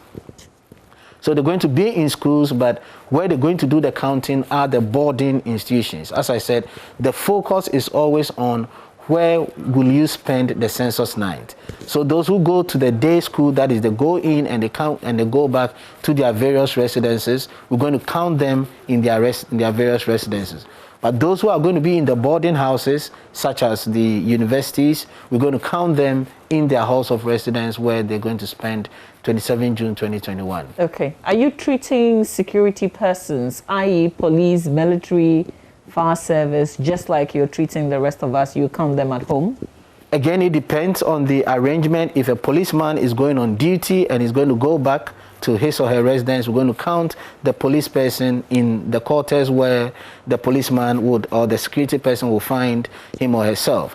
On the other hand, if they're going for a camp somewhere and they're going to spend X number of months, whatever, we're going to count them in that camp. Okay. So depending on the arrangement, as I said, the focus is on where you spend the 9. But if you're a worker who just go in for a 9 duty and come back, we'll count you in your residence. Okay. All right. Prof, anything that I missed that you want to remind us of just before we wrap up the conversation? Thank you very much. 2 things, if you don't mind. One, to start by saying a big thank you to all persons in Ghana. As I indicated, for the exercise that we've collected so far, it indicates that we've had extreme good cooperation between persons in Ghana and our enumerators. We use this same platform to request that with the next 3 days that we have, that is today, Tuesday, and Wednesday, to wrap up with the listening activities. Let's sustain that enthusiasm. Let's sustain that patriotism, having in mind that this is a decennial activity and we don't want to miss it. The second thing is to remind persons that this is just the listen phase of the exercise, and from 27th, we're going to come to your residences to do the enumeration. So you're going to see our enumerators coming around again, and we require that you give them the necessary cooperation and courtesies for the data collection. Okay. Thank you. Are you counting Ghanaians in our foreign missions? Yes. Hitherto, that is with the previous censuses, we did exclude the embassies, the foreign missions, but for the 2021 population housing census, we are targeting them as well to get a sense of the pressure that we have on our social amenities. Okay. All right. Thank you very much, sir. Thank you. I guess the conversation will certainly continue since the exercise is very much ongoing. So if there's any more issues that we want to cross-check, we'll certainly come to you. Thank you so much for your time this morning. I'm grateful. All right. My guest, Professor Samuel Kwabena, a nameless government statistician and chief census officer. The counting is on. Make sure you are counted. And I guess most importantly, because some of us have such tight schedules and we might not be home at the time the officers come around, we have a responsibility to educate those who will be home, who will be doing the answering on our behalf.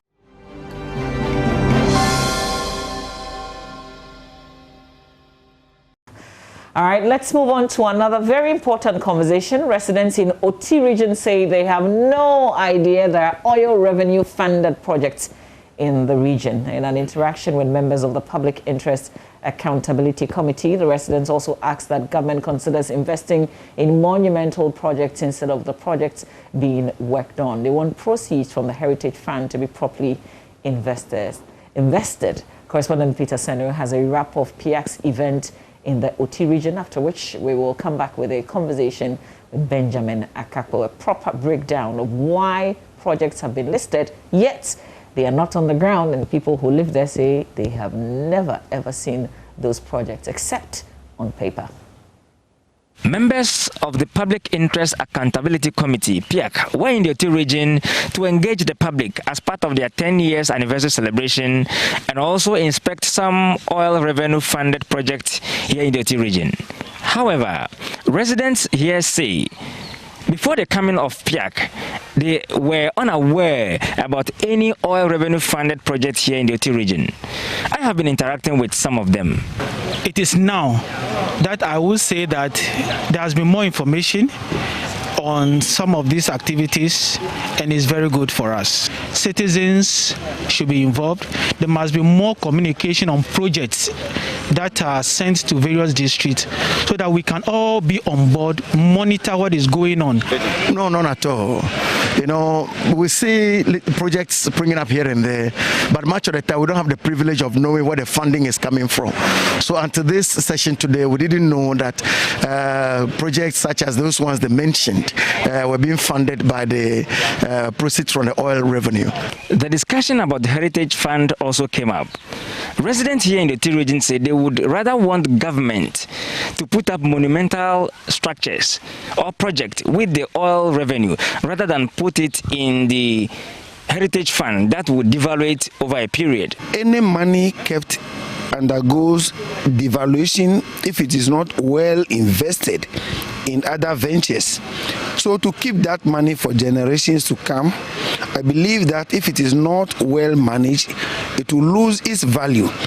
And looking at the challenges facing the country now, I would prefer that however little we have should be spent now, and whatever it is spent on will be of better benefit to the next generation. I agree to that because we have a lot of problems now. When we are able to develop now, it will help the future generation. So whatever money we have, we should use it for development so that the future generation will also come to benefit instead of putting the money down somewhere for them. They must as well, let the private sector take part in it, and then also preserve some for posterity, because our children are coming, more are going to be born, which also need to benefit from it. I believe that we should invest more in monumental projects that will last generations, rather than these little projects as far as 5,000, 6,000, which are technically negligible vis-a-vis the type of expenditure we are looking at. PIAC has also been speaking to JoyNews on the need for this public sensitization. Eric Defo is the head of the communications subcommittee at PIAC. As part of the requirement of PIAC under the Public Petroleum Revenue Management Act, we seek public interest and feedback on the usage of the petroleum revenues, as well as account to the citizenry about how the revenues have been utilized. We've come to the OT region primarily to share information with them on the 2020 annual report, pick ideas and suggestions from them relating to how the citizens of OT would want petroleum revenues to be utilized. And then there are a number of projects that have been funded with petroleum revenues within the OT region, which we'll be inspecting to ascertain the veracity and the quality of the projects that have been implemented. Well, the citizens of OT are desirous of us having monumental projects funded by the oil revenue rather than the thin spread that goes across all communities over the country. They want to have projects that are monumental in such that future generations, when they come, will also come and benefit from the projects that have been implemented. We expect that a listening government will hit the call of its citizens. The needs of the country are enormous, but then if we are sure that resources are being put to good use, the sacrifices that the citizens may make, I think that they'll be willing to do so. But if we don't get proper benefit out of these projects, then telling citizens to make sacrifices will be difficult. For example, so far over the past 10 years, the country has received about $6.5 billion of oil revenues, but we are unable to see any major projects that have come out of this, and it looks like the resources have been spread thin, some of it into recurrent expenditure and the capital expenditure into very micro projects which will not last or are not sustainable. So government needs to reconsider what it does with the oil revenues, and I hope that they will take the contributions of the citizens seriously and do what we want them to do. The project tour was not left without controversies. In the Krachi West District, the Assembly was not aware about some projects within its jurisdiction, despite being the representative of the central government. But the concern we have is that after it was carved out, there was a need for staff so that they can man the various offices. But we realized that we didn't have enough office space. so we decided that let's make a proposal to see if government can help us put up a story building. And that's how we kickstart our conversation as we talk about the Public Interest and Accountability Committee on the back of the Petroleum Revenue Management Act, Act 815 of 2011, and the many dynamics to take stock of 10 years down the line, a decade down the line. Are we getting what we ought from our petroleum revenues? I'm joined by Isaac Jamana.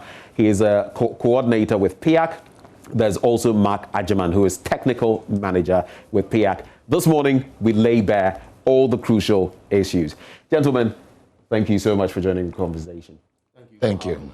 Okay, so, I mean, we were just discoursing before we came on air about these $6.5 billion and even joking about the fact that it's not the Canadian or the Liberian dollar or any other dollar. Yeah. It is the American dollar. That's for right. That fact. I think if we do the quick multiplication, 6.5 times, that would be about 6. So 6 is 36, right? Yeah. So even that alone is about 36 billion. Not to talk about the 0.5. So we're talking about something hovering around 40 billion Ghana cedis, which is just about, what, 20-30 billion shy of our usual GDP in dollar terms, not in CD terms, in dollar terms. But broadly speaking, as the PIAC on the back of, the PRM, on the back of your, vision and mission, have you seen the sort of strict adherence to, the requirements that you would have seen and wanted to see under the Petroleum Revenue Management Act? Have you? I'll direct that to you first. Yeah, thank you, and good morning to your viewers. The PRMA, as it stands, actually has a framework that actually guides the collection and then distribution and even the utilization of the revenue accrued from petroleum activities. So it says that all petroleum revenue should be collected into a single fund known as the Petroleum Holding Fund, and out of the fund, there are distribution guidelines that funds taken from the PHL should adhere to. Says that not more than 55% of the carried and participating interest revenue stream should be given to the National Oil Company, which is currently the GNPC. So you see, you can't go beyond 55%. Currently, as we speak, we are doing between 25 to 30%. Now it says that what is left, not more than 70% should be put into the national budget. So you can't go beyond the 70%. You can be below the 70, right, but you can't go beyond. Exactly. And since 2011 till 2020 and even 2021, we've always done the 70%. The 30% that is left says that 9% of it should be used as an intergenerational equity that goes into the Ghana Heritage Fund. And the 21% goes into the Stabilization Fund. And even what goes to the national budget, there are various ways that you have to expend the money. The law says that first, if there is a long-term national development plan, it should be spent through the long-term national development plan in accordance with that plan. In absence of that, there are a list of 12 areas that every medium term, the minister is required to choose up to 4. So you can choose 1, 2, 3, or the maximum 4. And then expend petroleum revenue through the national budgets on these programs and projects. Unfortunately, I would say unfortunately, because since 2011, we have always chosen the maximum 4 priority areas. Some will argue that we could have concentrated on one priority area and spent petroleum revenue on for 3 years, and then do an assessment of that priority area. If there's the need to maintain that priority area, we maintain. Or if we think we've done so much in that sector, we choose another area and then invest petroleum revenues in. So when you say unfortunately, so you would prefer, I mean, from the setting, that we maybe focus on 1 or 2 and then, hammer on those areas as far as the use of our petroleum revenue is concerned? Yeah, in practice, what we've witnessed over the past 10 years is that because we choose 4 priority areas, and sometimes in administering and applying the ABFAs, we seem to even go beyond the 4 priority areas chosen and approved by Parliament. So in practice, because we usually go for the highest number, we realize that at the end of the year, we spread the projects We choose so many projects covering these 4 areas, and because of that, we spread the money so thinly across these projects. And at the end of the year, the needed impact that the revenue you want to see in these areas is not felt. So you have projects getting a meager 5,000 Ghana cedis. Last year alone, okay, over 4,000 projects were undertaken through the ABFA.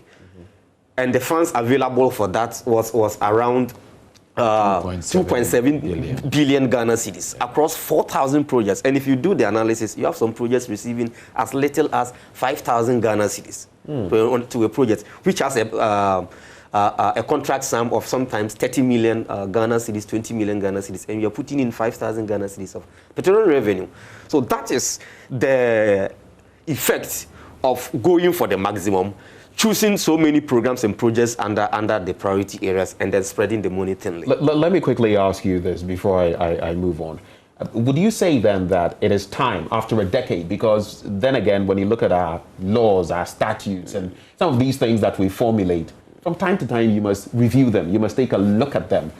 Do you think it's time for the PRM itself to be tweaked a bit to maybe reflect better the aims and aspirations of ordinary Ghanaians, in line with some of what you're saying? The PRM has already undergone a review in 2015. And so of course, in 2011, then we had the 2015 one. But I mean, after even that, because then again, we've come another few years, and it appears some of what you've been talking about since 2011 are still happening. Yeah, I was going to dovetail into that. Actually, we started a review process 2 years ago. It has stalled currently, but then it is undergoing review. Most of the institutions that have something to do with the PRMA have made proposals. Some have been accepted, others have been rejected. So the review has been done. It has been submitted to the Ministry of Finance, and then the ministry will intend submit to the Attorney General's Department for them to put it in their legal language. So that review is still ongoing, though for the past, say, 8-9 months, it has stalled.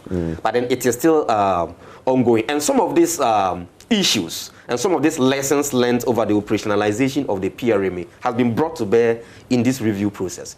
And it is the hope that when it's submitted to Parliament, it will be subjected to the strictest of scrutiny for us to get best out of the PRMA. Okay, so Ike, coming to you on narrowing it down further, because like it or not, administrations are always in charge at a particular point in time, and you must work with them. So the first 5 years under one administration, and these last close to 5 years under this current administration, what would you say has been the level of adherence to the Act, you know, in terms of relevant institutions, public institutions, complying with what the Act says as of this point in time? All right, thank you. So let's not look at it 5 years, 5 years. Let's look at it 6 years and let's say 4+ years. I only did that because of the political dispensation. Yes, my reason is this. The PRMA requires that the priority areas be selected for a period of 3 years. So from 2011 to 14, we had the first selection. Then 14, 15, 16, we had the second selection. So that's the second, let me say, second period for the selection of priority areas. And then 17 to 19, we had the third period. We are currently from 2020 to 2022, we are in a new dispensation of priority areas. So that has been, so that explains my suggestion that it should rather be 6 and then 4+ instead of 5. Now, I would say that from 2011, even up to date, 10 years on since the PRMA came into force, it's been progressive, it's been developmental, because, you know, we had never traveled this path before of having an act, a statute in place to guide the management and use of petroleum revenue from a natural resource. We had mined gold for so many years, and we didn't have so good a story to tell, to the extent that in 2000 we declared HEPIC. So since 2011, if you look at the PIAC reports that have been, you would see some of the challenges we had with the implementation of the PRMA. I remember that even Salt Pond Offshore then nearly took PIAC to court because we had raised the issues of surface rentals not being paid. From 2017 to date, I would say that, let me talk about two main things. One thing that discussions brought up was the need for the Minister for Finance to give, to provide updates. The PRMA provides that when priority areas are selected and projects are selected and are implemented, the Minister for Finance is required to provide updates of implementation. Now, since 2011, we had not complied with this provision. So it is from 2017 that the Minister for Finance began providing information to enable citizens know the progress made on the projects selected. And we started with the progress in percentages. So then the report the Minister for Finance would provide would say that the implementation of this road project is about 70% complete. Now, for someone who is not into road construction, what does 70% completion technically savvy in that regard? So then it makes it difficult to appreciate the extent of work done on the project. And so it is one of the points PIAC has picked, and I would say that it's not just PIAC, civil society organizations in the industry have also raised this issue, that the Minister for Finance, or the ministry for that matter, is supposed to go beyond the provision of progress in percentage terms and describe them in such vivid way that the ordinary person to whom the report is being made will understand and appreciate the extent of work. Because if you go into the community, the people there should be able to connect with the progress of work that the ministry has given. And that is something we'll be getting into as we talk about more recent events, your report, and even in the OT region, latest developments. But what has been the response so far from the ministry on the back of that suggestion? Well, the ministry has also explained their side that it is not easy to provide such detailed prose of the extent of work. You can only give an idea.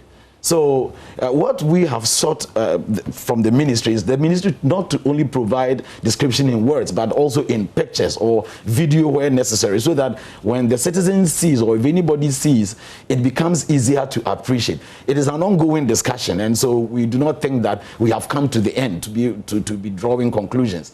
PR continues to engage the ministry, and continual discussions are expected to yield the fruit of better disclosures that citizens can relate to.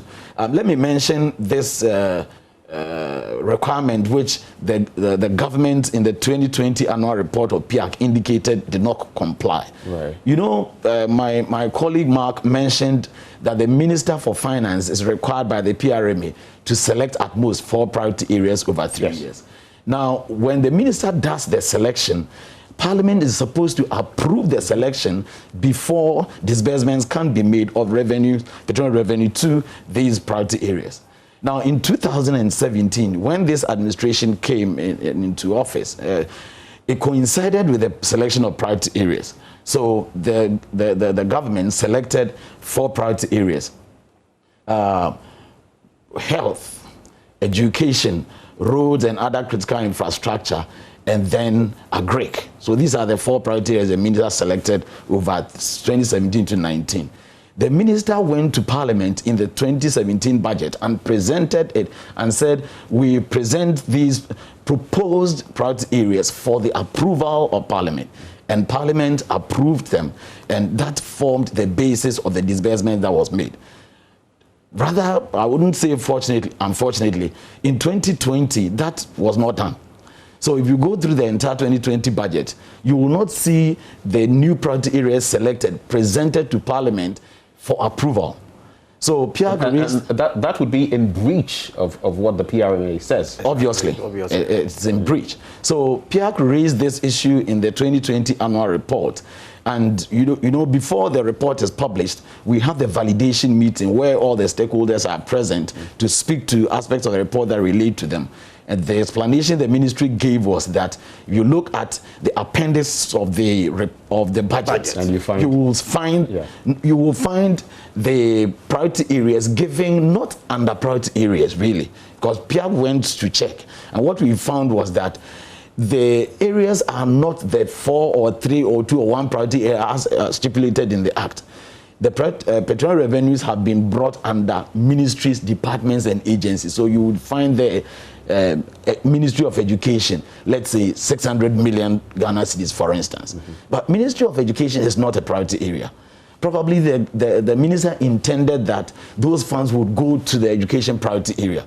But PIAC's expectation is that the priority areas will be presented the same way the PRMA says it should be done. Should be presented the same way the same minister did in the year 2017. So these are the two things I'll point out when it relates to this administration and then compliance, strict compliance in the PRMA. But my colleague also mentioned that to a very large extent, the various disclosures and publications of reports and things like that, reconciliation report to Parliament, petroleum revenue management report to Parliament, those reports are published as they should. Bank of Ghana, GMPC, Ghana Revenue Authority, Petroleum Commission, these institutions of state to a very large extent have met the disclosure requirements as provided for in the Act. Okay, so now that we've safely waded into the arena of your reports, the latest one, you have 19 annual and semi-annual reports thus far,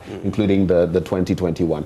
What would you say the report is, especially focusing on efficiency, accountability, and transparency in terms of the use of our oil revenues? What has PIAC unearthed in this regard? Yeah, thank you. So efficiency, I mean, the efficiency in utilizing the revenue, this has been an issue since 2011 when we started publishing our report. It's something that we are much concerned about, and it's something that upon interacting with the general public, they are also much concerned about how we are going to use our petroleum revenue differently to probably diversify and modernize the economy to have different growth pillars going forward.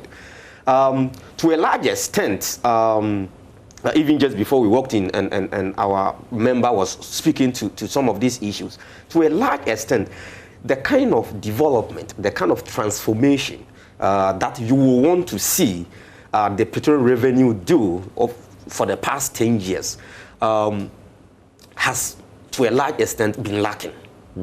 So $6.5 billion.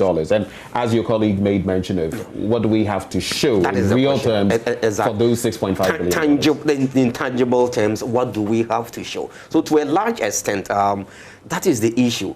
But when it comes to efficiency in managing the petroleum funds, so you have the ABFA and you have the petroleum funds, which is the stabilization and the heritage funds. If you come to the efficiency in managing that, to a large extent, the Bank of Ghana, with the help of the Investment Advisory Committee, has done a good number of work in that regard. They are only being limited by the kind of investment instruments that they are allowed to invest the petroleum funds in, because the PRMA actually prescribed the qualifying instruments to which they can invest the petroleum funds in, and they are of low risk nature, and because of that, the returns from such investment are also very small. Okay.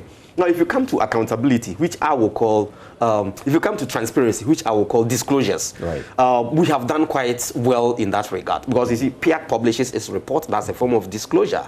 The ministry and the relevant agencies discloses information to PIAC. The Ministry of Finance itself publishes its reconciliation report. The Bank of Ghana publishes a report on the management or the performance of the Ghana Petroleum Funds. The audit service audits the petroleum funds.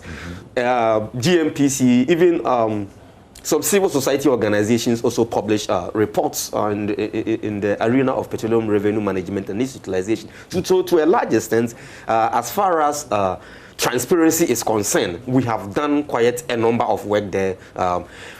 The issue is how to transition from this transparency to accountability. That is where the issue is.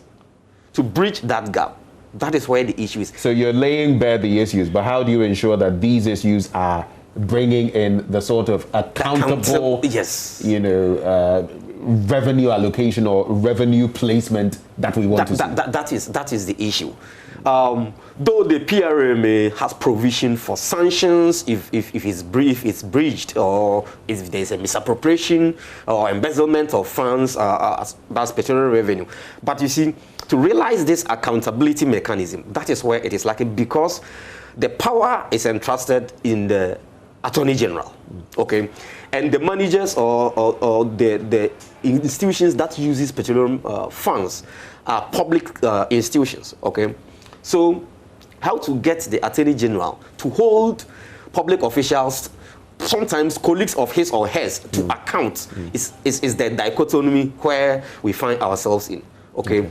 So PIAC actually, through our own initiative in trying to bridge this gap, I think a year or two years ago, decided to enter into an MOU with IOCO, so that IOCO can take up some of the issues that we raise in our report and also in our public project inspection outreach. But then we realized that IOCO will have to submit its investigative reports back to the Attorney General. So going forward, we wanted to liaise with the Office of the Special Prosecutor to kind of help us to bring Are things going to be any different with the Office of the Special Prosecutor? Because the Office of the Special Prosecutor has the powers to prosecute on its own. IOCO will have to submit it to I'm just looking at past experience. Yes, I mean, let's be brutally honest. Yes. And some have even said that the Office of the Special Prosecutor is an extension, an appendage, if you like, of the work of the Attorney General. I'm just looking at it from a very broad angle like that. Because if you use that door, and it's going to end up with the Attorney General anyway, and you might say that in certain instances, because he is part of administration, there might be some pushing and shoving there. I don't know what you're going to achieve if you go to...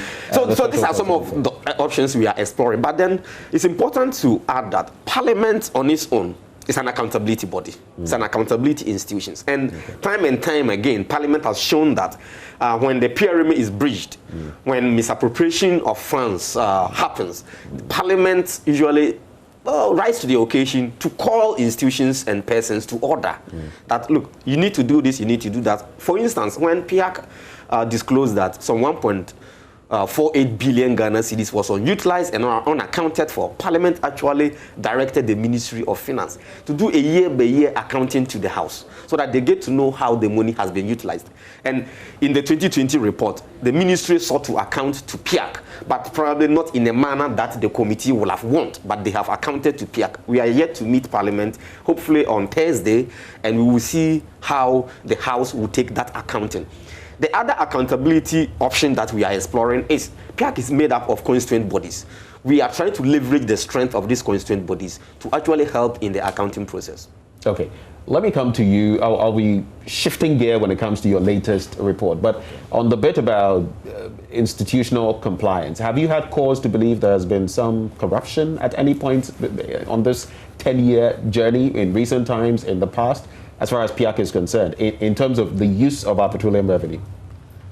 Well, I would not say corruption, but I would just talk about the issue as we found it, or as we find it. In 2016, the committee engaged the public. We conducted about 61 district engagements with the public in line with our second mandate of creating a platform for citizens' debate. And these engagements led us to the northern part of the country. And so the chairman and the members decided that if we are in the northern part of the country, let's take advantage of our presence and inspect some of the ABFA funded projects. And we conducted inspection on 6 projects. 2 of them were non-existent. We didn't find 2 of them. We went to the supposed locations of the projects. We spoke to opinion leaders, assembly members, and hard as we tried, we did not find the projects. We put all our findings in a report. I'm sure you may have heard about it on air. I mean, this was something that was talked about. This was brought to the attention of government. And so it is one thing I will mention. But it was brought to the attention of government, and what happened? Well, what the Ministry of Finance indicated was that they would go and check, because probably what may have happened was that the funds were released, but they ended up paying for some arrears on their project, and so we did not feel the impact even after the release of the funds, because it's as if though funds went to the project, nothing tangible happened on the ground. So for the people on the ground, there was no difference. Okay. Then also in our inspections, we have come across projects that have been executed all right, but the quality of work leaves much to desire. You get there and a project which is about 2-3 years old, probably a classroom block, is already showing signs of deterioration. I think in the Eastern region, Achim, one of the Achim towns, I think a classroom block was already sinking at the time we got in. Very clear, splits and things like that. So even in terms of value for money, some of these projects are being value for money is problematic. Exactly. Tell us about the recent report. We've had some cause for concern in the OT region, and then as you've gone up north to the 5 northern regions. How well are people owning what we are doing, and what is their understanding of the projects? I hear in the OT region, you were in Nkwanta. He was in Nkwanta, so he was speaking to the OT. Some people even feel that there was no consultation, and that is part of your work. Exactly. There was no consultation, and so what is being done and what their expectations are, there's a bit of a disjointedness there. Tell us a bit about that. Yeah, thank you very much. See, time and time again, we have mentioned and made emphatically to the ministry that one would have hoped that before you take a project to a district, you will have actually consulted the medium-term development plan of that district, because we know that plan is consultative enough. So if you take projects, developmental projects out of that plan, it represents the broader needs of the people, okay? But more often than not, the contracts are awarded in Accra, and then contractors are sent directly to site to start work. The RCCs are not made aware. The district assemblies are not made aware, not less the public in the district. And also signage on some of these projects does not show that probably full funding or part funding of this project is coming from petroleum revenue. And that brought the issue we encountered in the Ketekrachi municipal area, where we went to inspect a project, an administration block. Because of the new regions created, the Ministry of Reorganization, in liaison with these regions, decided to decentralize the administrative structures in the regions. So if you go to the OT region, for instance, the RCC is in Dambai, okay? The regional district, the regional education office is in Jasekai. The Agric is in Nkwanta. The feeder roads is in Ketekrachi. And then health, I think health is in either Rara or KGB. That's how they've decentralized the administrative structures. So, per the description of project given to us by the Ministry of Finance and the other relevant ministries, we went to Ketekrachi to inspect an administration block. We got to the administration and there was nothing. Okay? And we contacted the coordinating director. And he said, yes, they've sent proposal to government that they wanted an administrative block, a 3-story administrative block. But there's nothing there. And this is the issue at the site where, the proposed site, where they wanted the project, and there was nothing there. So when we returned back to Dambai, that's the RCC, we were informed that no, the project you are looking for is not meant for the municipal assembly. It's for the regional feeder roads. Wow. And when we went there, we actually saw that structure. But then the signage, that's where the problem is. The signage did not capture that the source of fund is either from ABFA or ABFA is co-funding that structure. And that is where some of this problem is. But if you have captured ABFA, everybody will have known, including us, that this project is being funded with oil money. And that is the situation all over the country. All over the country. So that is a major problem. Yeah. As we wrap the conversation, I'll give you 30 seconds each.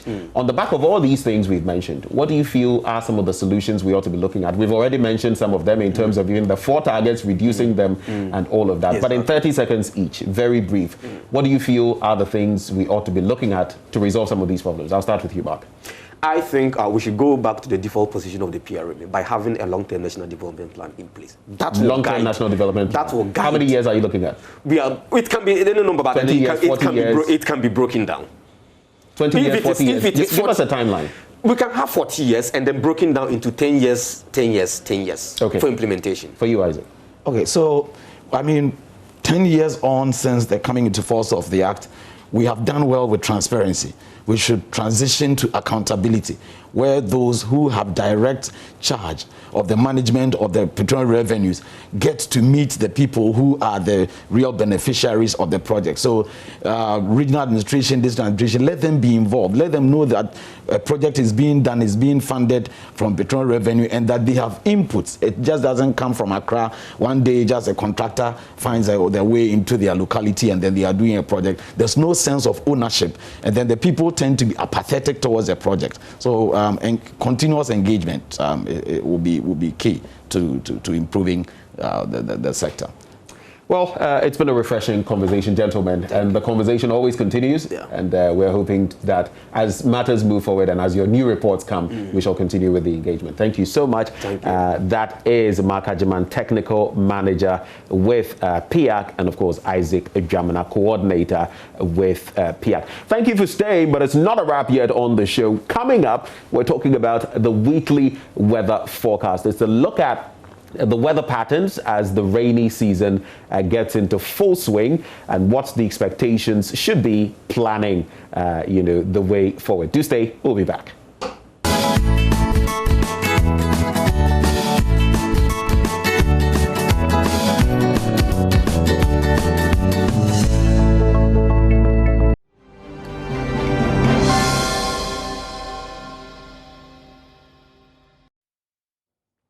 Thank you for staying on the AM show. The rains are here, but how prepared are we for them? How do we cope?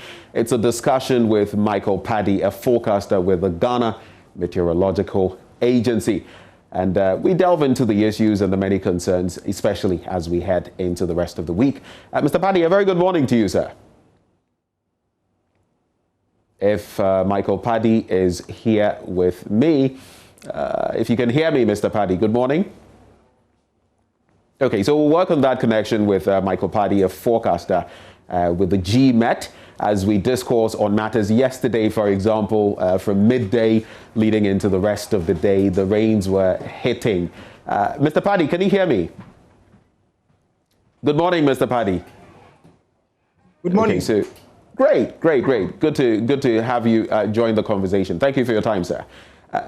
Thank you too. Great. Now, what are the expectations? I mean, we heard initially about what to look forward to in the month of June and what could be happening in the month of July moving forward. But in terms of the forecast for this week, what should people be expecting in the course of this week? Okay, thank you very much. I would like to take this opportunity to extend my greetings to your viewers. We expect the rains to be coming from now. This June happens to be the peak of the rainy season, and conditions that will prove that there will be rain they are in place. High pressures have built up over the North Atlantic Ocean, which will be providing some moisture, enough moisture to produce rainfall activities over the northern sector. Also, the South Atlantic Ocean also has some high pressures developed over there, which are likely to bring moisture to produce some rains over the west coast of Africa, specifically Ghana. Yesterday, we experienced enough rain, quite extensive across almost the country, from the coastal sector right through the middle portions of the country up to the northern sector. So we expect that for the rest of the week, at least on daily basis or two, most places across the country would be experiencing rains because the conditions are in place that will provide rain activities. Right. How heavy are the rains going to be? I mean, so far, it's not been that heavy. Moving into the end of the month of June, how heavy are the rains going to be? Well, most places would experience quite moderate rains, but just small areas are expected to experience quite heavy rains. The heavy amount will be on isolated cases, though, like we realized yesterday, quite extensive place over Ghana experienced rains, but there were places that experienced just light rain. Other places to experience quite heavy amount. Up to 37 millimeters was reported over the northern sector, Tamale. Then along the coast too, we recorded up to 44 millimeters. So we expect most places to experience quite moderate rains. But like I said, localized quite heavy rains are also expected to occur over parts of the middle portions. And the northern sector, especially, rains will be accompanied by quite strong winds. That's for the northern belt. But can you be a little more specific when it comes to which areas that likely will have heavy or moderately heavy downpours? The northern sector, mostly like Tamale, Yendi, Wa, those areas, Navrongo. This time, the rain will be accompanied by very strong winds. But along the coast, we will be seeing cloudy conditions accompanying the approach of rain. But we don't expect winds to be so strong to be too destructive, especially along the coastal sector. Right. Now, we tend to have flooding practically every year, especially in where we find ourselves in this part of the country. Year on year, comparing last year's rains to the weather patterns we are seeing now, is this year going to be less of a heavy rainfall season, do you think? What do the projections show so far? Well, the coastal sector might not experience so destructive weather this time, though it will occur, but just some few places. But the active conditions would be slightly inland. So the northern sector, the forest areas, Ashanti region, Brong-Ahafo, and the Bono region are those places that we expect to experience or to continue to experience heavy rains accompanied by strong winds. But as we proceed, the rains will continue into July. It is expected that even up to July, we will be experiencing rains over southern Ghana until by August that we expect the rains to diminish over the southern sector. Okay, so it's safe to say, to conjecture that at least as far as the end of the month of June is concerned, there's not going to be rain of the type that could disrupt in a major way, business activity and all of that, bring matters to a standstill. Is that a safe assumption to make? Not at all. Since we are in the rainy season, at least the public has to be aware and prepare towards any fatalities that would come.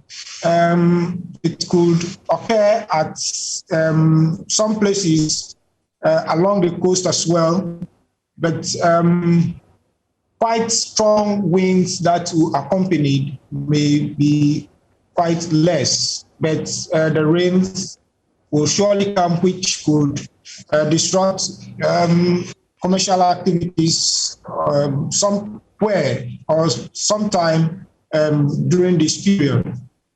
Okay, so to wrap the conversation, Mr. Paddy, now that you've made mention of this, what are some of the tidbits, the pieces of advice you would give to people, those in the northern belt, those down south in the southern belt, as we enter, the rest of the week? What should people be looking out for? What are some of the little things we can take stock of to avoid any problems? Yes, it is very necessary for people living up north there to be abreast with weather information, especially from the Ghana Meteorological Agency, so as to know how to plan their daily activities. We are on WhatsApp, Twitter, and Facebook, so at least on daily basis, people should be concerned and look out for the weather information from GMET. And also, if you are in town or you are outdoor and you realize that it's becoming cloudy and it's about to rain, it is advisable to find shelter in homes than to stay outside, because thunderstorm and lightning activities will be accompanying the approach of rains. So we have to be well sheltered, especially during rains. And at this time too, we expect the public to keep the environment very clean. We should desil our gutters to pave way for runoff to flow free in order to prevent any flooding in our communities. Mr. Paddy, thank you so much, and this will not be the last time we fall on you for updates. Michael Paddy, a forecaster with the GMET, the Ghana Meteorological Agency. And now you know, if you didn't, to get prepared for the rains that could come through the rest of the week. When we return, we wrap up on the AM show. Do stay.